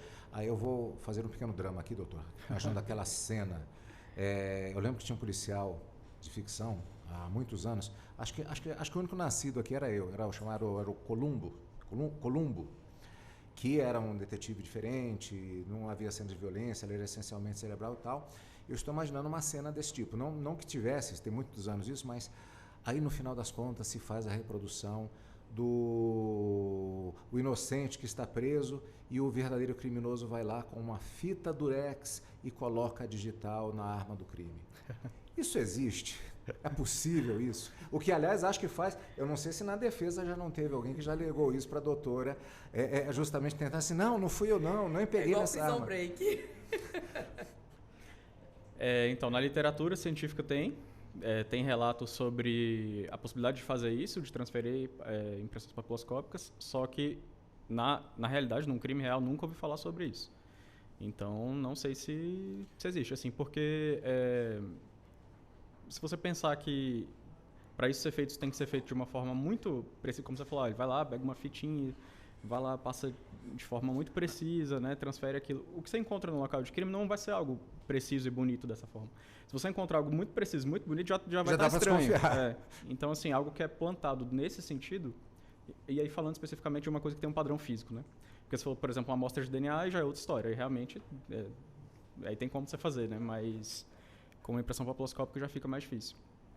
Só voltando na questão dos bancos de dados, tem dois bancos de dados que a gente usa com frequência, que são muito interessantes, eu queria falar dos dois. Um deles é o banco de perfis genéticos. A gente tem tanto o banco de perfil genético local, do DF, quanto o banco nacional, né? E aí cada estado alimenta esse banco nacional e ele é confrontado... E aí tem regras, né, para que tipos de perfis genéticos podem ser colocados nesse banco e que tipos de vestígios coletados de local podem ser colocados nesse banco. Mas, a partir do momento que são colocados, eles são sempre confrontados para você tentar encontrar matches de perfis genéticos que são coletados de vários locais diferentes. Acho até nessa série que você falou do DNA do crime, tem um caso da Polícia Federal, né, do Sul, que foi usando o banco de dados o banco de dados nacional de perfis genéticos. E tem dado resultados muito bons, assim, inclusive para pessoas desaparecidas. Tem um caso muito interessante que aconteceu, acho que ano passado, que eles conseguiram dar o match de uma pessoa desaparecida no Ceará, um pescador. Ele entrou no mar e não voltou. 10 anos depois encontraram o cadáver em Santa Catarina. E aí, por meio do banco de dados nacional, eles conseguiram fazer o match da pessoa que foi encontrada em Santa Catarina com o pescador do Ceará. E o outro banco de dados que eu queria falar é o banco de dados balístico.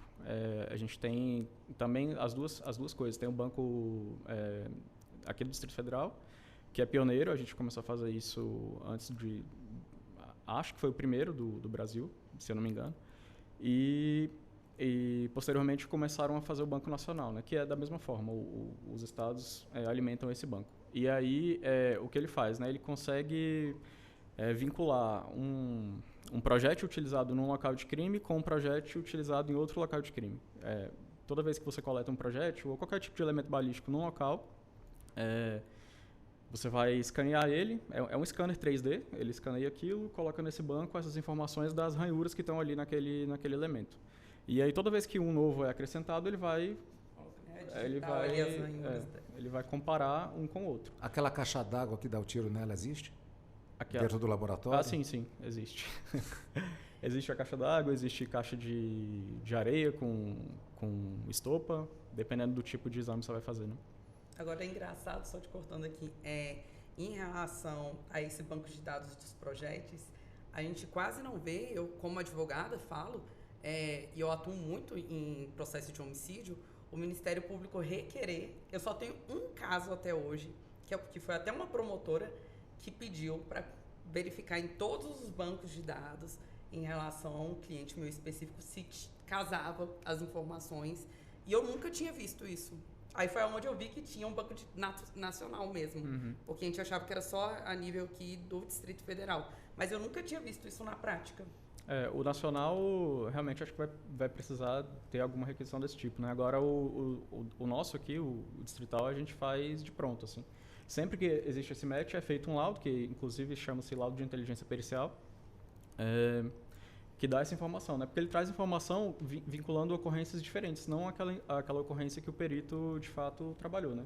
Eu posso ir hoje fazer um local de homicídio, vou encontrar um projétil e levo para lá, só que essa informação que vai ser dada resultante dessa conclusão desse banco de dados, ela envolve outros locais que eu nem periciei, né? Então... Agora em Brasília são 16 horas em ponto, a gente tem que ir para o intervalo, mas a gente continua daqui a pouquinho. Aliás, só para encerrar o bloco, além da caixa d'água e outras coisas que eu já descobri, a palavra match é usada assim, então não só nos seriados como na vida real. Daqui a pouco a gente volta, você está na Rádio Justiça, que você sintoniza os seus direitos. Você está ouvindo Justiça na Tarde.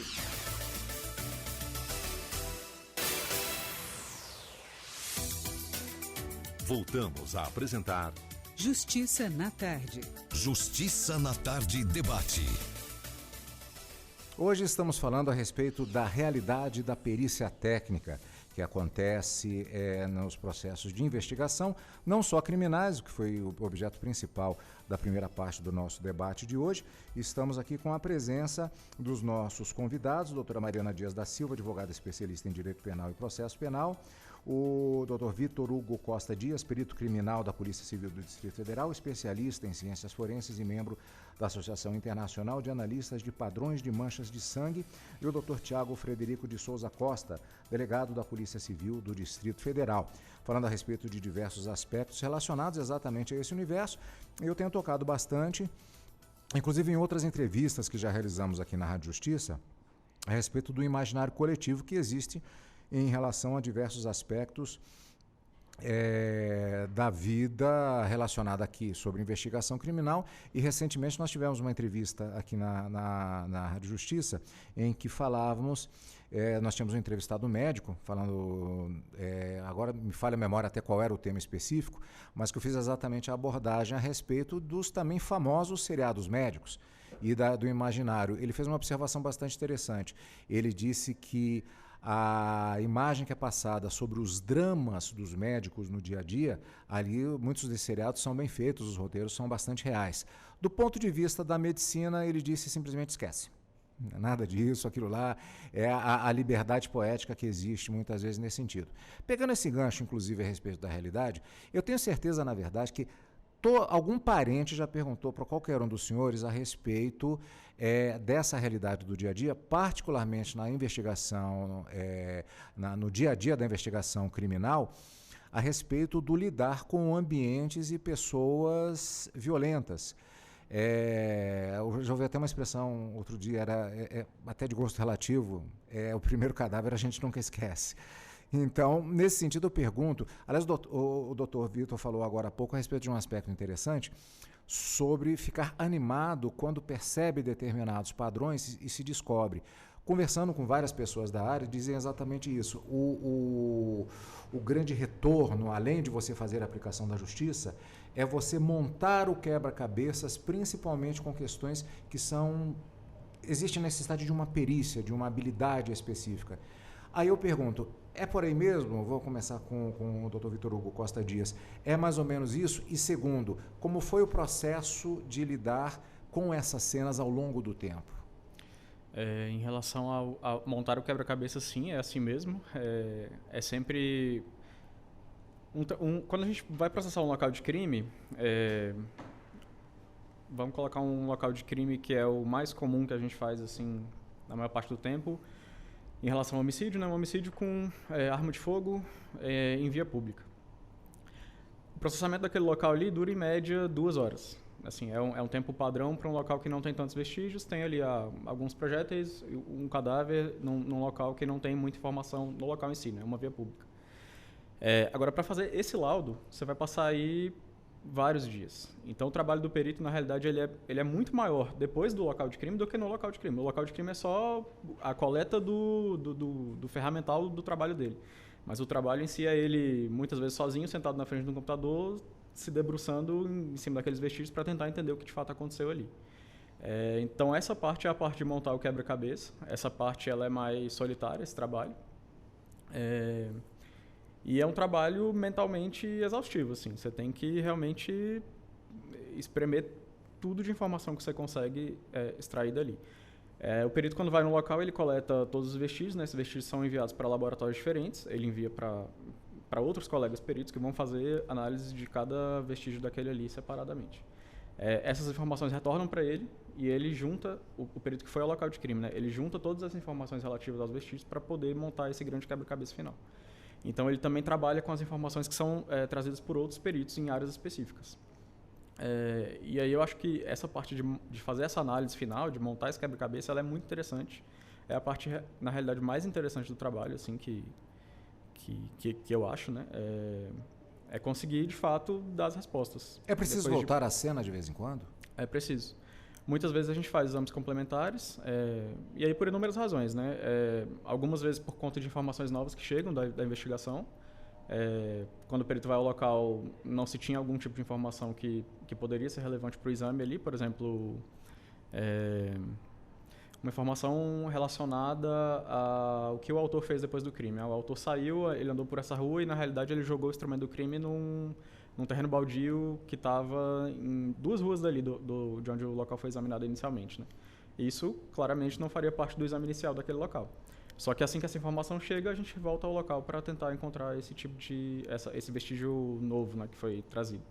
Essa é uma situação, ou quando o perito está, durante a análise daquele local, ele percebe que tem algum elemento ali que poderia ser examinado, ou examinado novamente, ou algo que não foi examinado no primeiro exame. E aí ele volta ao local para fazer esse exame.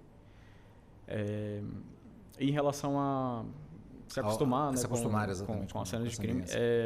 Isso realmente, assim, ficar vendo cadáveres de todas as formas possíveis que você imaginar durante muito tempo realmente tem impacto emocional em qualquer pessoa, né? Mas você, no final das contas, se acostuma. Eu costumo dizer que quando eu chego no local de crime, eu tenho uma chavinha que eu aciono, que é a chave, acho que a chave do perito, assim, que é... Na hora que eu entro ali no local, eu tento me desconectar de tudo que é informação contextual que está ali. Por exemplo, a família chorando ao redor. É uma coisa que eu tento bloquear, assim, porque...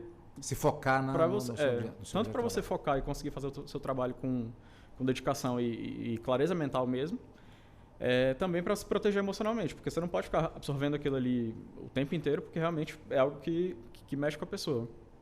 Mas...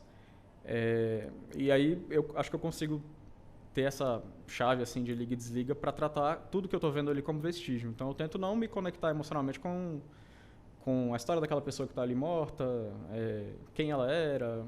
Eu tento ver tudo naquele momento como tudo vestígio, e eu preciso fazer meu trabalho da forma mais precisa possível que exata agora.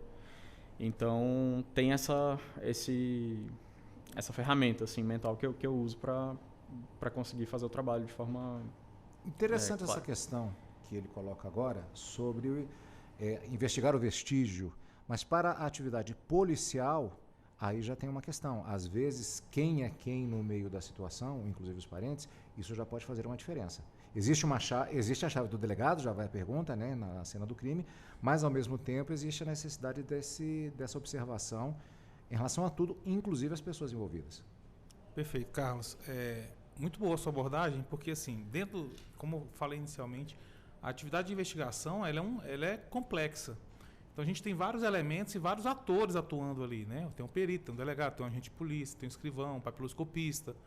Então são vários atores atuando ali, cada um com um papel mais ou menos bem definido, né? Enquanto o perito está lá, a gente está preservando o local, o perito está fazendo as suas análises, a gente tem investigadores já atuando justamente com relação às pessoas que estão naquele ambiente. Tem um advogado lá no ambiente querendo acompanhar, o delegado vai conversar com o advogado, tudo, fazer levantamento. Quem são os parentes, quem estava no local do crime no momento, falando de homicídio, quem estava lá no local do homicídio. Como eu falei, as primeiras horas do crime são as mais importantes para você poder apurar ela o mais rápido possível. E nesse grande quebra-cabeça, a gente tem que pensar que muitas vezes o pessoal dentro do direito, e a doutora pode até falar um pouco sobre isso, fala-se muito que o inquérito policial é dispensável ou que as nulidades do inquérito não contaminam o processo. Eu acho que, embora isso, do ponto de vista de um primado jurídico, possa ser verdadeiro, mas no contexto fático, o que se percebe das atuações, às vezes, do tribunal, do Poder Judiciário, anulando condenações com base em problemas da investigação criminal, a realidade mostra que isso é muito diferente. Primeiro porque a imensa maioria das denúncias e dos processos foram iniciados a partir de inquéritos e investigações policiais. Segundo, porque muitas das provas, por exemplo, as provas periciais, muitas vezes elas não podem ser repetidas em juízo. Então, aquilo que foi produzido na investigação é a prova que será valorada em juízo. Né? As provas testemunhais, eventualmente, você pode repetir, mas nem todas as provas são assim. Então, a atenção que aí os advogados têm tido com a investigação tem sido muito maior nos últimos tempos, justamente porque, a partir dali, você pode identificar várias causas de nulidade, de quebra da cadeia de custódia, que conversávamos agora há pouco, no intervalo. Que várias condenações de grandes investigações são anuladas por conta de falha na investigação. Não necessariamente porque o processo não correu bem, mas a investigação ela tem um papel crucial na efetividade da atuação do Estado, mas também na busca de se fazer justiça. Não se quer condenar inocentes, mas também não se quer que, eventualmente, culpados fiquem impunes, porque a demonstração que o Estado dá para a sociedade é de que o crime não pode valer a pena, né? Se a gente demonstrar o contrário, a gente não tem como ter controle social e isso dificulta a nossa vida em sociedade. E com relação ao impacto emocional, isso é um aspecto muito importante, porque assim, durante muito tempo trabalhando em plantão policial, você se depara com muitas cenas de crime. A rotina é essa de um plantão, né? Você está atendendo tudo que chega, então tem homicídio, tem roubo, você vai atender o local do crime. Então, eu costumo dizer que ninguém está imune às consequências emocionais de se lidar com situações traumáticas constantemente. Eu vou um outro exemplo, quem trabalha dentro do sistema prisional.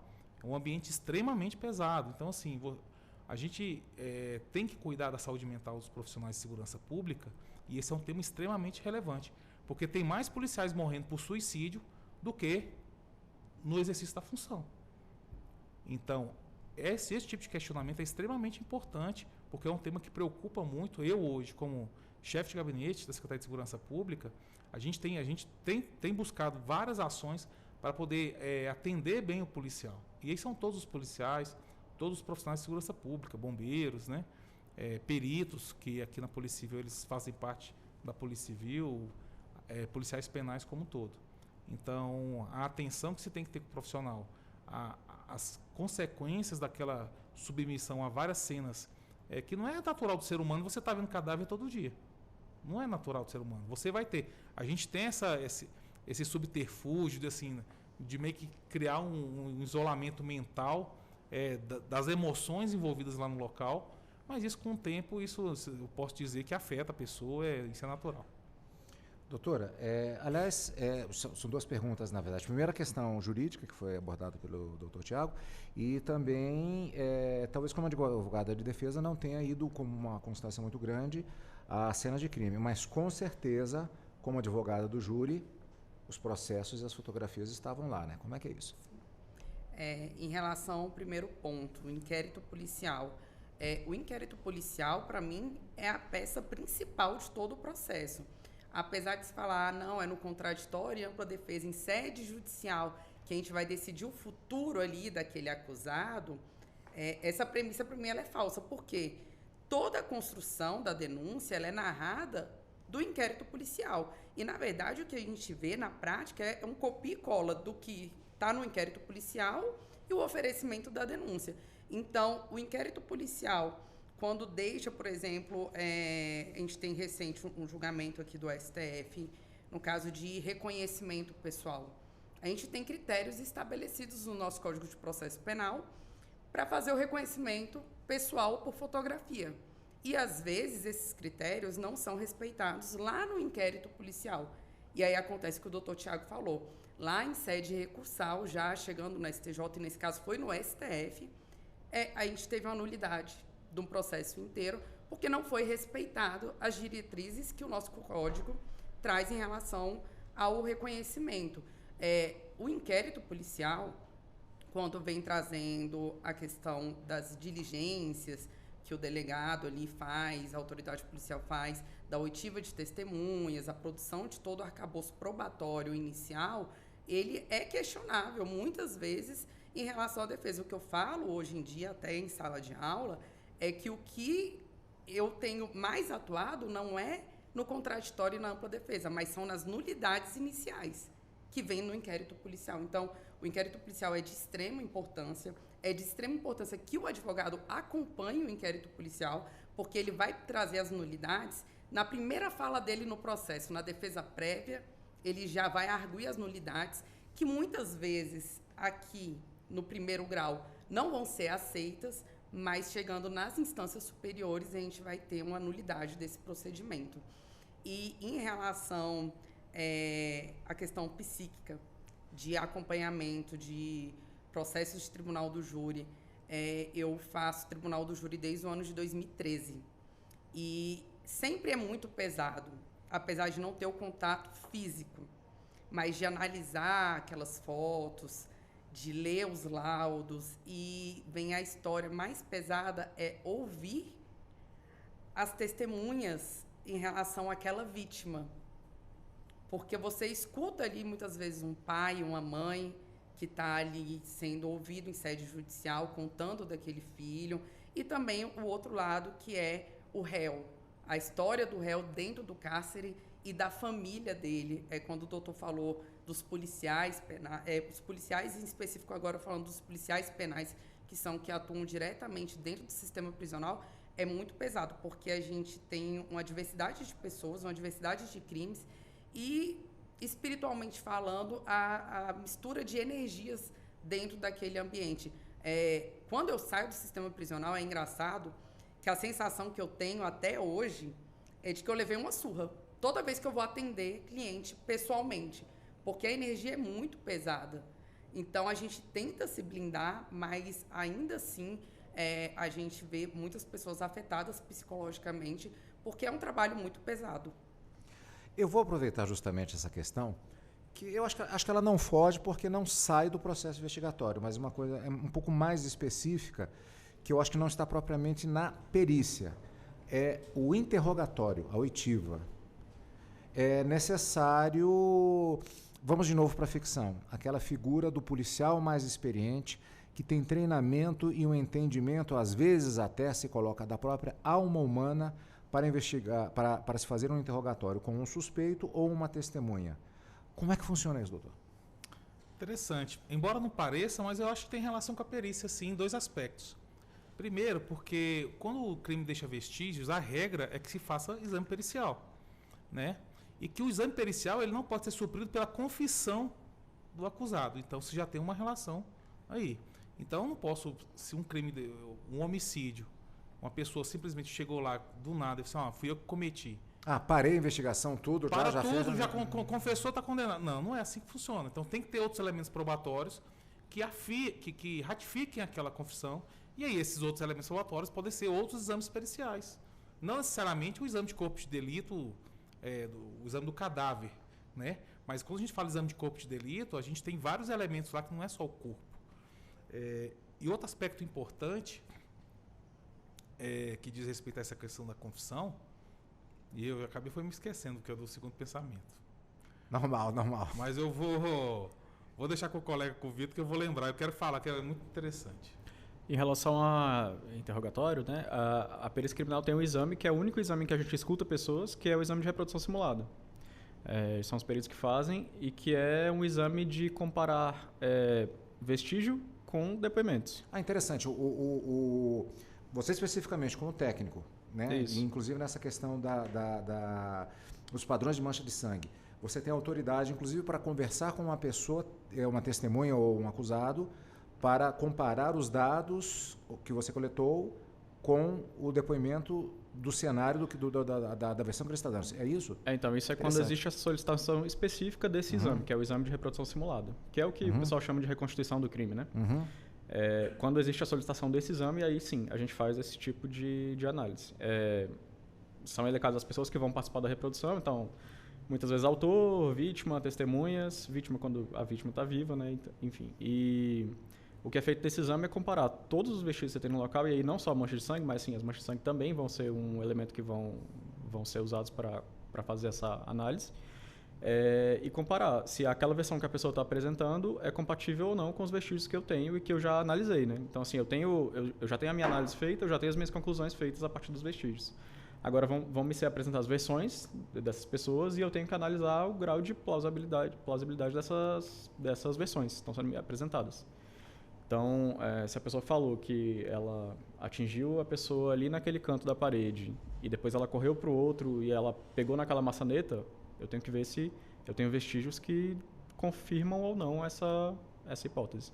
E aí o que eu faço nesse exame é isso, é dizer se aquilo é compatível ou não com os vestígios físicos que eu tenho ali no local. Carlos, recordei do que eu queria falar. O outro aspecto importante que você fala da questão da confissão ou do depoimento com a questão do exame pericial é que às vezes o psiquiatra forense ele tem condição de avaliar o estado anímico da pessoa para saber se naquela condição em que ela estava depondo ou sendo interrogada, a circunstância, o estresse psicológico, tudo, para poder ajudar até na avaliação pelo delegado ou pelo quem está fazendo o interrogatório, de que se aquela pessoa está mentindo ou não, ou se ela está sob forte estresse. E a pessoa, quando está depondo nessa condição, ela tem a tendência, às vezes, de se esquecer de uns fatos, de se lembrar só de uns pontos específicos. Então, existe sempre uma relação ali, como eu digo, né? A investigação, o processo criminal, a investigação mais fortemente, ela é muito complexa. Então, são vários elementos. Por isso que a gente, hoje em dia, até por essa questão das nulidades, né? Da preocupação com a cadeia de custódia, como a prova é produzida, toda essa preocupação hoje tem exigido muito mais qualificação da Polícia Judiciária, e aí envolvendo também a perícia criminal, tem exigido muito mais qualificação, melhor formação, para que a gente evite lá na frente, numa fase recursal, o questionamento daquela prova, né? E que implique aí numa nulidade e na perda de tudo que se foi produzido aí, tanto no inquérito como no processo. Há um treinamento para os policiais sobre técnicas de interrogatório, hora de pressionar, hora de não pressionar, etc. Isso, como é que funciona? Isso é muito mostrado, existe mesmo isso? Existe formação na parte de técnicas de interrogatório, né? Sobre aquela questão do policial bonzinho, do policial Ia mau. perguntar isso, bad cop and good cop, né? Olha, o meu amigo ali, ele está querendo que você vá preso agora, mas assim, eu vou conversar com você, se você confessar logo, né? Isso é usado até em negociações diplomáticas, tem até história sobre isso, mas doutor, por favor. Não, é interessante, né? Isso aí, voltando bem ao começo aqui já do nosso programa, falou-se muito a questão do imaginário popular, né? E acho que tem muito do imaginário popular nisso aí, que é muito interessante, do policial bom, do policial mau. Mas existem, sim, técnicas de interrogatório. Agora, existem regimes jurídicos diferentes, né? Dos Estados Unidos, aqui no Brasil, em que, muitas vezes, a pessoa... Existia o chamado antigo DT para interrogar, né? A detenção para dirigir. Eu lembro, averiguação, exatamente. Averiguação. Hoje em dia, não se admite isso. Né? Isso muitas vezes poderia ser uma forma de fazer uma pressão para que a pessoa confessasse um crime, e hoje naturalmente não se admite esse tipo de postura por parte de uma polícia investigativa. Doutora? Vamos lá, falando em reprodução da cena do crime, um caso real e que ele trouxe todas essas fases é o caso dos Vilelas, né? O julgamento que teve da Adriana Vilela. Eu participei os 10 dias ali como convidada do juiz, doutor Paulo Giordano, e eu assisti os 10 dias do plenário do júri do início ao fim. Foi um plenário que eu vi de verdade paridade de armas, porque a defesa técnica conseguiu, tinha recursos para, né, fazer uma reprodução em 3D, uma coisa assim, para a época que foi em 2019, fantástica, falando na reprodução da cena do crime, da logística de onde ela passou. E, na prática, foi o que eu falei no início, a gente não consegue ver porque, na maioria das vezes, o cliente não tem essa capacidade financeira de arcar com essa reprodução. E essa reprodução, quando a gente vê nos documentários, que é o que foi inicialmente que eu perguntei para o doutor Vitor Hugo, ele traz informações que confundem até a defesa. Porque quando a gente assiste e vê que é um documentário baseado em fatos reais, e você tem ali peritos falando sobre como que foi colhida ali. Era do caso Nardoni o documentário, né? Do caso Nardoni, a gente tem a questão, que o doutor falou, da confissão sem o corpo, por exemplo. Mas, nesse caso, não teve confissão e nem o corpo, que é o caso do Bruno, do goleiro Bruno. E todas as perícias que teve que retornar à cena do crime, porque o primo teria dito, né, que teria dado aos cachorros, enfim. A gente consegue ver nesses documentários e na vida real, não de forma 100% como que ocorre, mas ter uma noção. E essa ficção, ela abre as nossas mentes, até enquanto defesa, para fazer alguns questionamentos. Nem sempre a gente consegue, porque a gente não tem a capacidade técnica para tal, e às vezes o cliente também não tem a capacidade financeira de contratar um perito. Teve um outro ponto, que foi o doutor falou, agora até me fugiu a memória um pouco, que tinha um segundo ponto que eu ia comentar também, que o doutor Tiago falou. Eu fiquei aqui doida para comentar e agora até... Foi do psiquiatra forense, não? Do psiquiatra forense. A gente tem a questão das falsas memórias, né, em relação ao momento de estresse. E isso, ultimamente, a gente tem visto bastante. Isso eu tenho visto. Porque é mais acessível você conseguir uma perícia técnica de um psicólogo, de um psiquiatra, para analisar, diferente de uma perícia para contestar um laudo técnico, né, de prova local ali de vestígios, enfim. Mas a perícia técnica, ela é muito utilizada. A gente tem utilizado bastante, não só em crimes contra a vida, mas nos crimes contra a dignidade sexual, que vem a questão do interrogatório especial daquela criança. E quando falou sobre o interrogatório do bonzinho e do mal, hoje em dia a gente tem, aqui no Brasil, atualmente a gente tem vivenciado muito na advocacia criminal alguns profissionais ensinando técnicas de inquirição. Por quê? Porque o advogado, ele participa do interrogatório, ele faz o interrogatório ali, mas geralmente ele é muito falho no interrogatório das testemunhas. E quem são as testemunhas de acusação? É a polícia, é o perito. Então, a gente tem também agora trabalhado com técnicas de inquirição para conseguir extrair também, porque o que a gente via era a técnica de inquirição aplicada pela polícia na fase inquisitorial e técnica de inquirição aplicada pelo magistrado e pelo Ministério Público para conseguir extrair a prova também ali do réu. Hoje em dia a gente consegue ver essa igualação, essa capacidade técnica. E um outro comentário em relação também, no caso Vilela, foi a delegada doutora Mabel, que o doutor com certeza sabe quem é. Ela passou 10 horas sendo interrogada.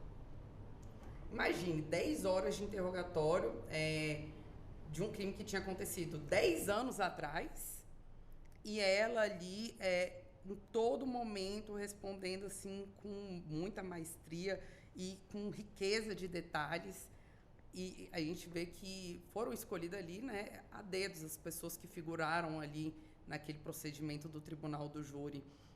Por isso que eu digo ali, a paridade de armas existiu e a gente viu a capacidade técnica de alto nível da polícia, como que foi conduzido. E, tirando aquela questão da chave inicialmente, né, que teve uma questão da chave que foi plantada na época, mas posteriormente como é que foi tudo conduzido. E a gente consegue ver que o trabalho da Polícia Civil do Distrito Federal é muito à frente de outros estados. Eu digo que aqui o Distrito Federal é uma bolha.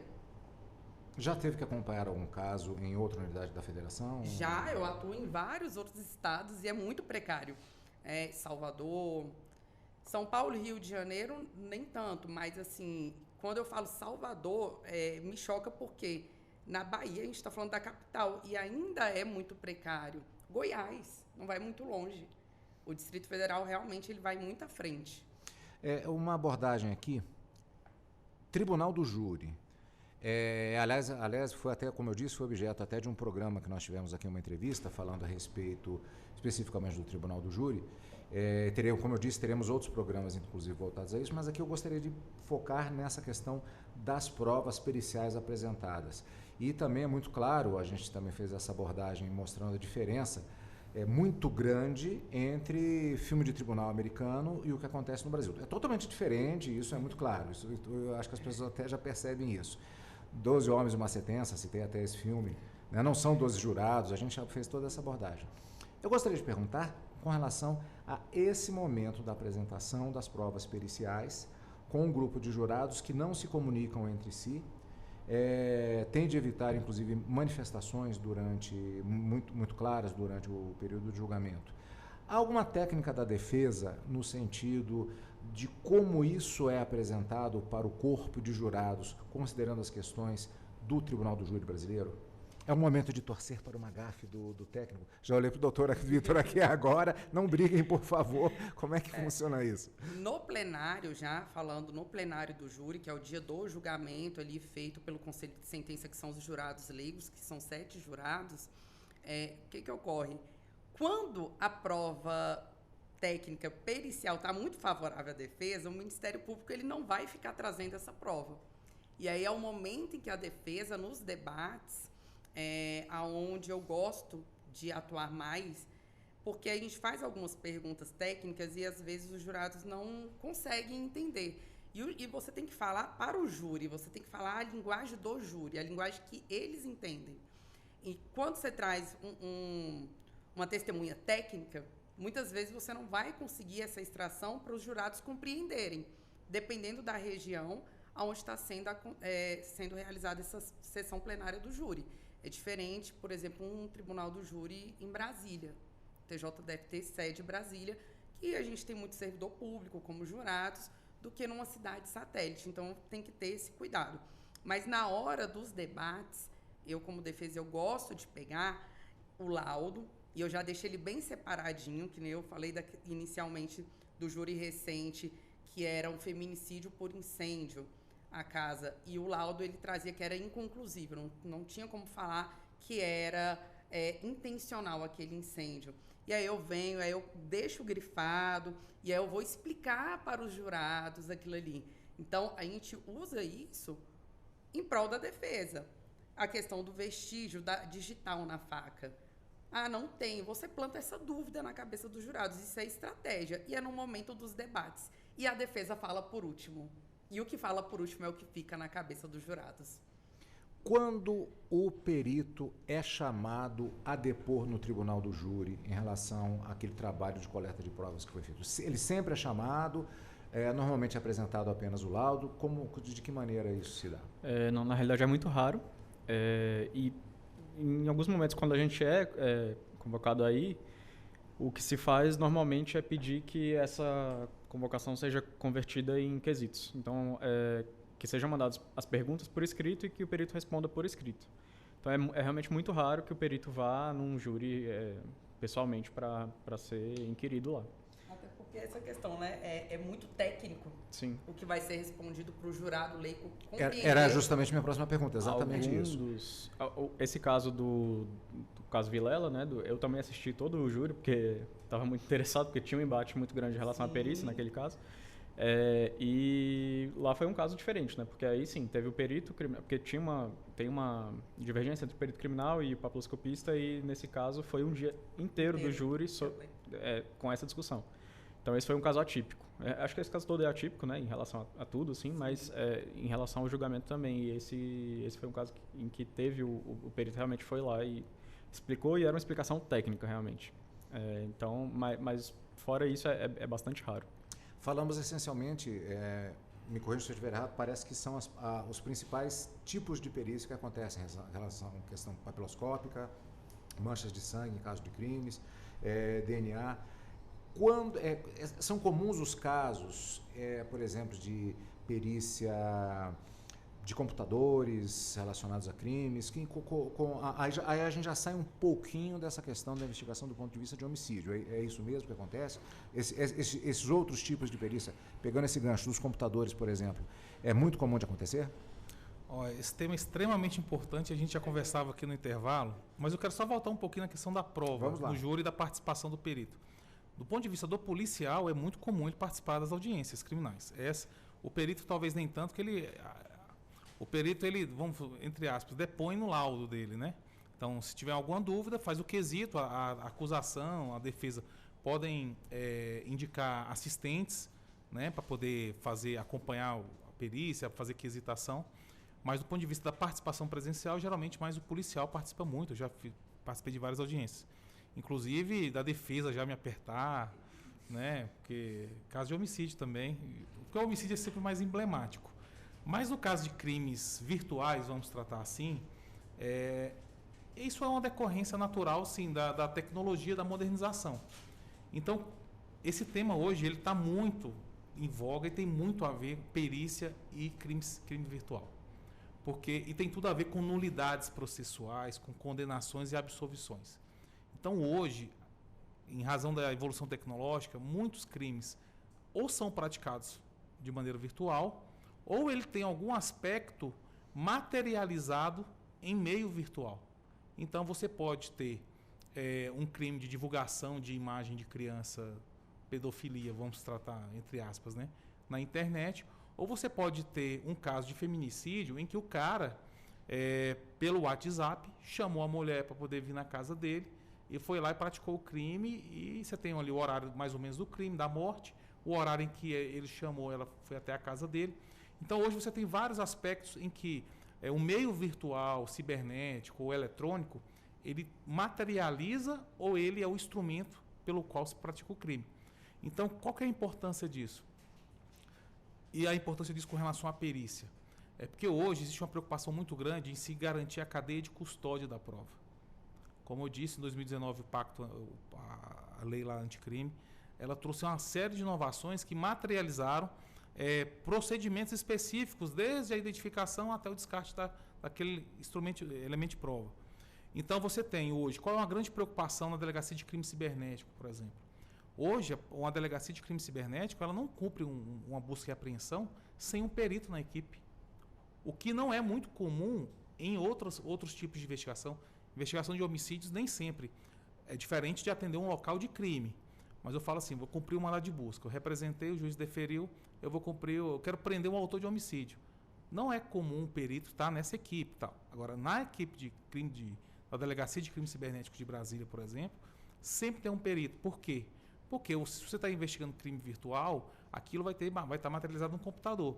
Então, a diligência vai tomar uma série de cautelas para que o perito acesse o computador, o celular do investigado ali no momento da diligência, para que se preserve desde o momento do acesso àquele elemento, para que tudo seja documentado, desde o acesso, para que haja rastreabilidade, para que todo aquele elemento que for produzido não possa ser questionado depois no Poder Judiciário. Então, hoje a grande preocupação e a nossa preocupação enquanto investigador é para que todos os agentes públicos da segurança pública, ao se depararem com qualquer tipo de crime em que deixe vestígio físico ou virtual, para que se tome todos os cuidados com relação à preservação dessa cadeia de custódia, né? Isso no crime virtual, no crime cibernético, isso é ainda mais importante. Nós falamos essencialmente do que chama mais atenção quando se fala nesse universo em relação ao crime, ou, como diz a letra da música, está lá o corpo estendido no chão, ou seja, no pós. Mas também são muito importantes as investigações que são feitas, às vezes até em decorrência de crimes, mas de indivíduo que é apontado como traficante, como autor de crime cibernético, e há um processo de investigação que acontece prévio, ou de alguma acusação que foi feita, mas ele ainda, às vezes o indivíduo nem sabe que está sendo investigado por aquele crime específico. É necessário também a presença de peritos, por exemplo, para a escuta telefônica. De que maneira se dá? Isso é importante, porque assim, eu sempre falo isso, né? A investigação é complexa. Então, conforme a diligência ou o tipo de investigação, você vai ter o perito ou um agente de polícia conforme fazendo uma atividade. O que é importante? Vou dar um exemplo. O STF, há pouco tempo, reconheceu a nulidade de uma grande investigação no Brasil, porque as informações eletrônicas que foram coletadas a partir do exterior foram incorporadas ao inquérito, na delação premiada, em outros instrumentos ali do processo, sem a rastreabilidade de como isso foi incorporado aos autos. Então, isso derrubou uma investigação gigantesca no Brasil. Então, você vê que a partir de um elemento que passou pelo crivo do primeiro grau, do Tribunal Regional Federal, passou até pelo STJ, mas no STF foi reconhecida a nulidade dessa questão. Então, isso é importante. E como é que é a atuação do perito ou do investigador nesses tipos de investigação? Vou dar um exemplo. Se você vai fazer um exame de uma extração de um aparelho celular, O perito ele vai ter que tomar todas as cautelas, vai utilizar uma ferramenta que vai fazer a extração e ele vai documentar tudo que está ali dentro. O doutor Vida vai poder falar isso muito bem. Agora, nós temos outros tipos de diligências, a interceptação telefônica, como você colocou muito bem, em que ali é feito por um agente de polícia. Naturalmente, vai ter uma representação, um deferimento judicial para que você faça esse tipo de investigação. E, mais uma vez, como está tudo muito imbricado, essa questão da nulidade, da formalidade, da perícia criminal, é interessante que o STJ, já há muito tempo, ele vem reconhecendo, como você falou da questão, como é que é feita a diligência antes mesmo da pessoa saber que ela é investigada. O STJ reconheceu isso há muito tempo, em várias operações da Polícia Federal, em que uma interceptação telefônica ela não pode ser iniciada com base em denúncia anônima. Tem que ter uma investigação preliminar prévia. O que eu quero dizer com isso? Não é porque fez uma denúncia anônima que eu já peço uma interceptação telefônica e mesmo que o juiz defira, isso pode ser reconhecido como nulo, mesmo o juiz de primeiro grau deferindo essa medida. Então nós temos vários atores atuando em vários aspectos. Tem um agente de polícia atuando na interceptação, você tem o agente ou às vezes o próprio perito atuando na análise financeira, não é isso? Você tem até agentes externos, como eu digo, o COAF, fazendo relatórios de movimentação financeira atípica, que isso é um elemento indicativo de que suspeito de movimentação. Essa movimentação atípica pode dar a entender que há um crime. Você não vai só com base nesse relatório oferecer uma denúncia, você não vai condenar com base nisso. Mas isso vai servir de start para que você possa, a partir de outras diligências, materializar de forma mais robusta a justificar o desencadeamento de uma ação penal e até uma condenação. Doutor Vitor, alguma observação específica? Em relação à utilização de vestígios digitais, né, em crimes de homicídio especificamente, tem um caso que a gente usou muito esses vestígios. Foi aquele caso da chacina que aconteceu aqui no DF ano passado, que foram 10 pessoas da mesma família. A gente usou muito os celulares das vítimas. Tanto das vítimas quanto dos autores, né, quando foram presos, mas especificamente os das vítimas, porque elas foram mantidas em um cárcere privado durante algum tempo, né? E eles estavam usando os celulares delas, se passando por elas, né? Então, com a análise, a extração e a análise desses dados dos celulares, a gente conseguiu também muita informação do que aconteceu naquele período inteiro ali. A gente conseguiu montar uma linha do tempo em relação ao que estava acontecendo com a família e em que momento que cada pessoa foi sequestrada e eventualmente, em que momento que o homicídio aconteceu, né? Porque as coisas aconteceram, não foi tudo ao mesmo tempo, foram dias diferentes, né, ao longo de quase um mês. Então, a análise, por exemplo, de padrão de uso do aparelho. O número de dados estavam sendo produzidos dia a dia. Isso foi feito para você ver os dias que aquela pessoa ficou presa ali sem acesso ao celular, o padrão de utilização de dados era muito baixo. E logo em seguida, quando o autor ia se passar por ela, tinha um pico de utilização e depois voltava a morrer o celular. Então, esse tipo de coisa foi utilizado nesse caso.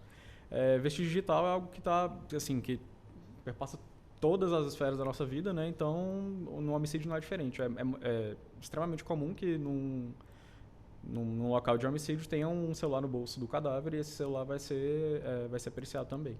Então, nos casos de homicídio também isso é muito comum. Não sei se a doutora quer fazer alguma observação, que eu já tenho uma outra pergunta, mas... Então, a gente estava até comentando no intervalo sobre a prova digital. A prova digital, ela está em tudo. Porque hoje em dia o celular, né, todo mundo se comunica. A gente tem as ERBs, que é a estação rádio base, que é onde a gente passa com o telefone, vai conectando nas antenas. Então, a prova, ela é muito além daquela prova material ali do local do crime. Agora, uma questão, o doutor falou que são 9 especialidades, em princípio, aqui no Distrito Federal. É isso. Existem casos em que é necessária a realização de algum tipo de perícia e que fuja à expertise que é disponível num determinado momento. O que acontece nesse caso? Se contrata de ofício um perito? O que ocorre? Aliás, ocorre em casos desse tipo? Tem notícia de uma situação assim? Em alguns momentos ocorre. Na realidade, é mais voltado para utilização de equipamentos específicos, não de não ter a expertise em determinada área, mas é mais comum esse tipo de problema. De não ter acesso a um equipamento muito específico, que naquele caso seria o mais indicado para fazer aquele tipo de análise. E aí, quando acontece isso, a gente tenta parcerias com outras instituições. O nosso maior parceiro é o Instituto Nacional de Criminalística da Polícia Federal, né, aqui em Brasília.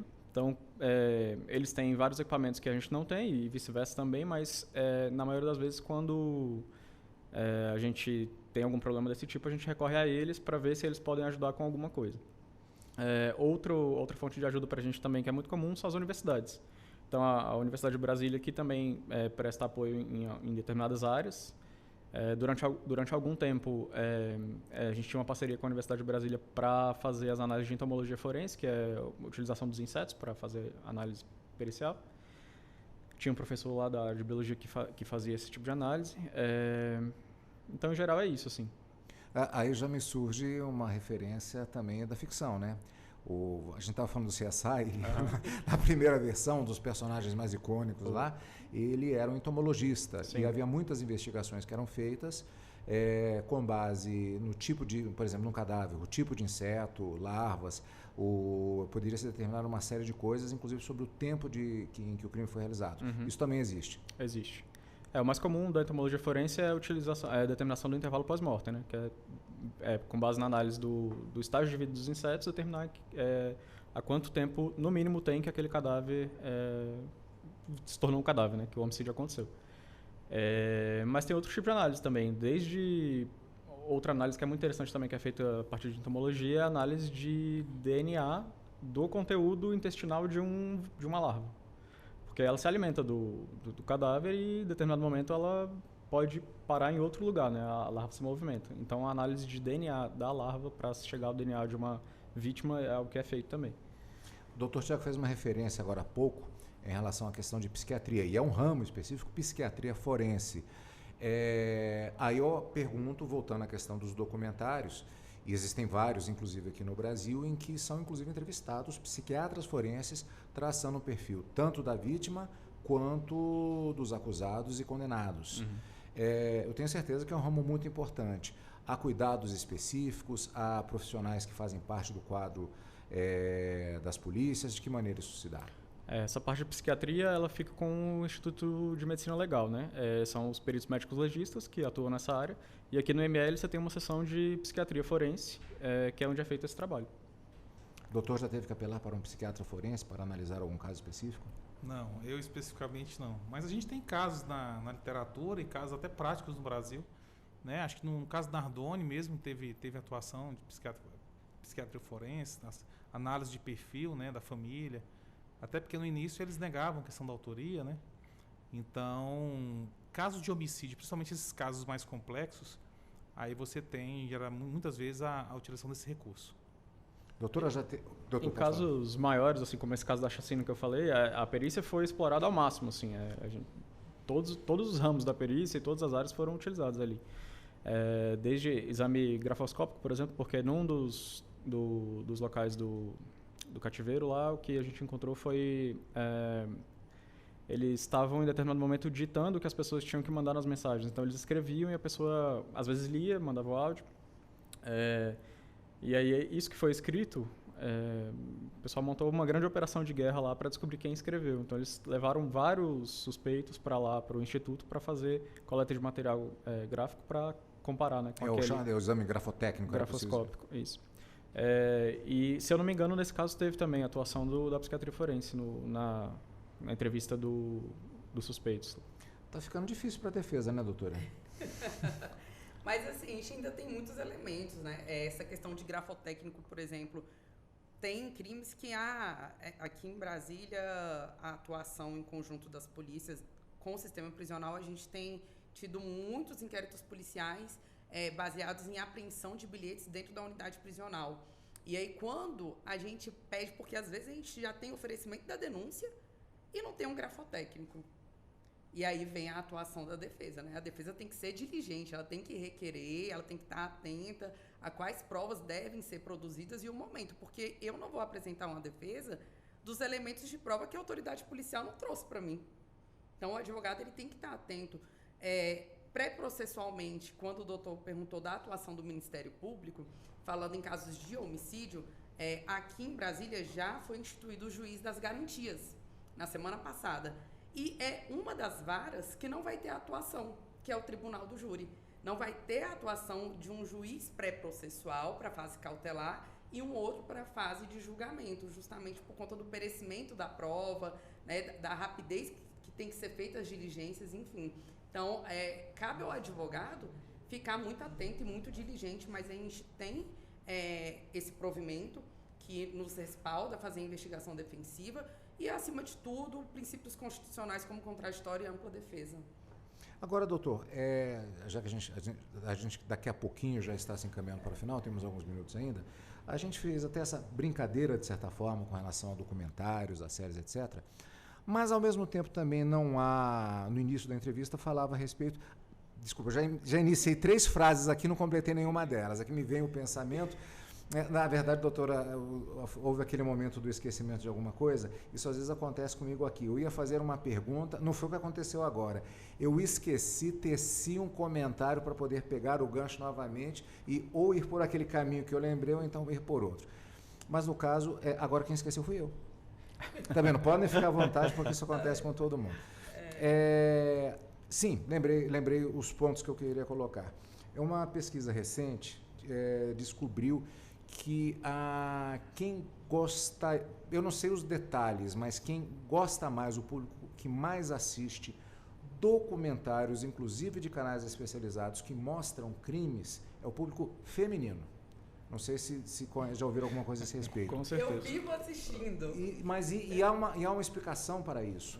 Um momento, eu não lembro se foi que eu li, isso já não tem tanto tempo assim. Mas dizia o seguinte, a lógica era no sentido de que as mulheres, repito, não é científico, eu não lembro onde eu li isso, segunda afirmação que eu faço desse tipo hoje, é a lógica de saber qual é a dinâmica do crime para uma autoproteção. Não é o assistir a essas coisas pelo sadismo de ver a questão do cadáver e a coisa anunciada, mas sim um instinto de autopreservação e que o público feminino é particular assistência, quem assiste muito esse tipo de documentário por conta disso. Então, nesse sentido, vem a minha pergunta agora, eu consegui fechar o meu pensamento todo, no sentido de que, apesar das imprecisões, apesar de uma imagem coletiva um imaginário coletivo que pode não estar incorreto, mas isso não tem um lado positivo no sentido das pessoas terem uma ciência maior, socialmente falando, a respeito do universo do crime, inclusive para autoproteção e até para a denúncia? Eu tenho uma visão um pouco reticente com relação a esses programas que transmitem muito questão de violência. Eu mesmo não assisto, não gosto. E tem um pouco daquela questão do aspecto. Eu já convivi tanto com o local de cena de crime que assim, eu não vejo razão para... Vai chegar em casa, vai ligar a televisão para ver aquilo. Para ficar assistindo. Então, eu não tenho. Às vezes, quem não está nesse ambiente, talvez tenha curiosidade. Não sei se do aspecto da prevenção, de ver formas de se prevenir a partir do conhecimento daquela situação, eu não sei se isso vai ter efetividade. É até perigoso, né? Mas eu tenho algo que eu acho que isso só serve para alguma coisa, que não é boa, que é para gerar a sensação de insegurança. Isso, para mim, é um desserviço que acontece a partir disso, porque você gera temor na população com aquela reiterada transmissão de cenas de crime, de violência. Então, eu acho que eu não tenho certa ressalva com relação a esse tipo de programa. Olha só, eu teria que dar até o espaço até para a doutora, para o doutor Vitor também, mas assim, já estamos finalizando, estamos agora em 17 horas em ponto e nós temos um horário bastante assim, peço desculpas por não prosseguir, o debate é extremamente interessante, gostaria de colocar mais coisas, talvez, se possível, gostaria de voltar a esse tema outras vezes, mas eu vou ter que encerrar por conta disso. Lembrando que você terá a oportunidade de acompanhar o que é notícia no mundo jurídico no Jornal da Justiça, logo mais às 6 horas da tarde, que hoje traz como destaque: STF suspende nomeações de parentes do governador do Maranhão em cargos públicos do Estado. Eleição antecipada para a mesa diretora da Assembleia Legislativa de Sergipe é anulada pelo Supremo. Começa no Reino Unido o julgamento da ação movida por cerca de 620 mil atingidos pelo rompimento da barragem de Mariana contra a empresa BHP, uma das controladoras da Samarco. Justiça de São Paulo arquiva inquérito policial que investigava a morte do cão Joca durante um voo da Gol. E ainda, Superior Tribunal de Justiça adota a ferramenta que identifica prioridades de julgamento para pessoas vulneráveis. O Jornal da Justiça desta segunda-feira, 21 de outubro, começa logo mais às 6 horas da tarde. Agradeço muito a presença dos nossos 3 convidados de hoje para esse debate, que não se encerra. Gostaria de voltar ao tema futuramente e desejo boa sorte na continuação das suas áreas de atuação, muito importantes, como vimos no programa de hoje. Muito obrigado pela participação. Agora são 17 horas e 1 minuto.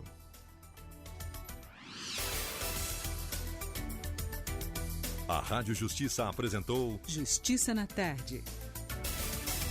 Secretaria de Comunicação Social, Supremo Tribunal Federal.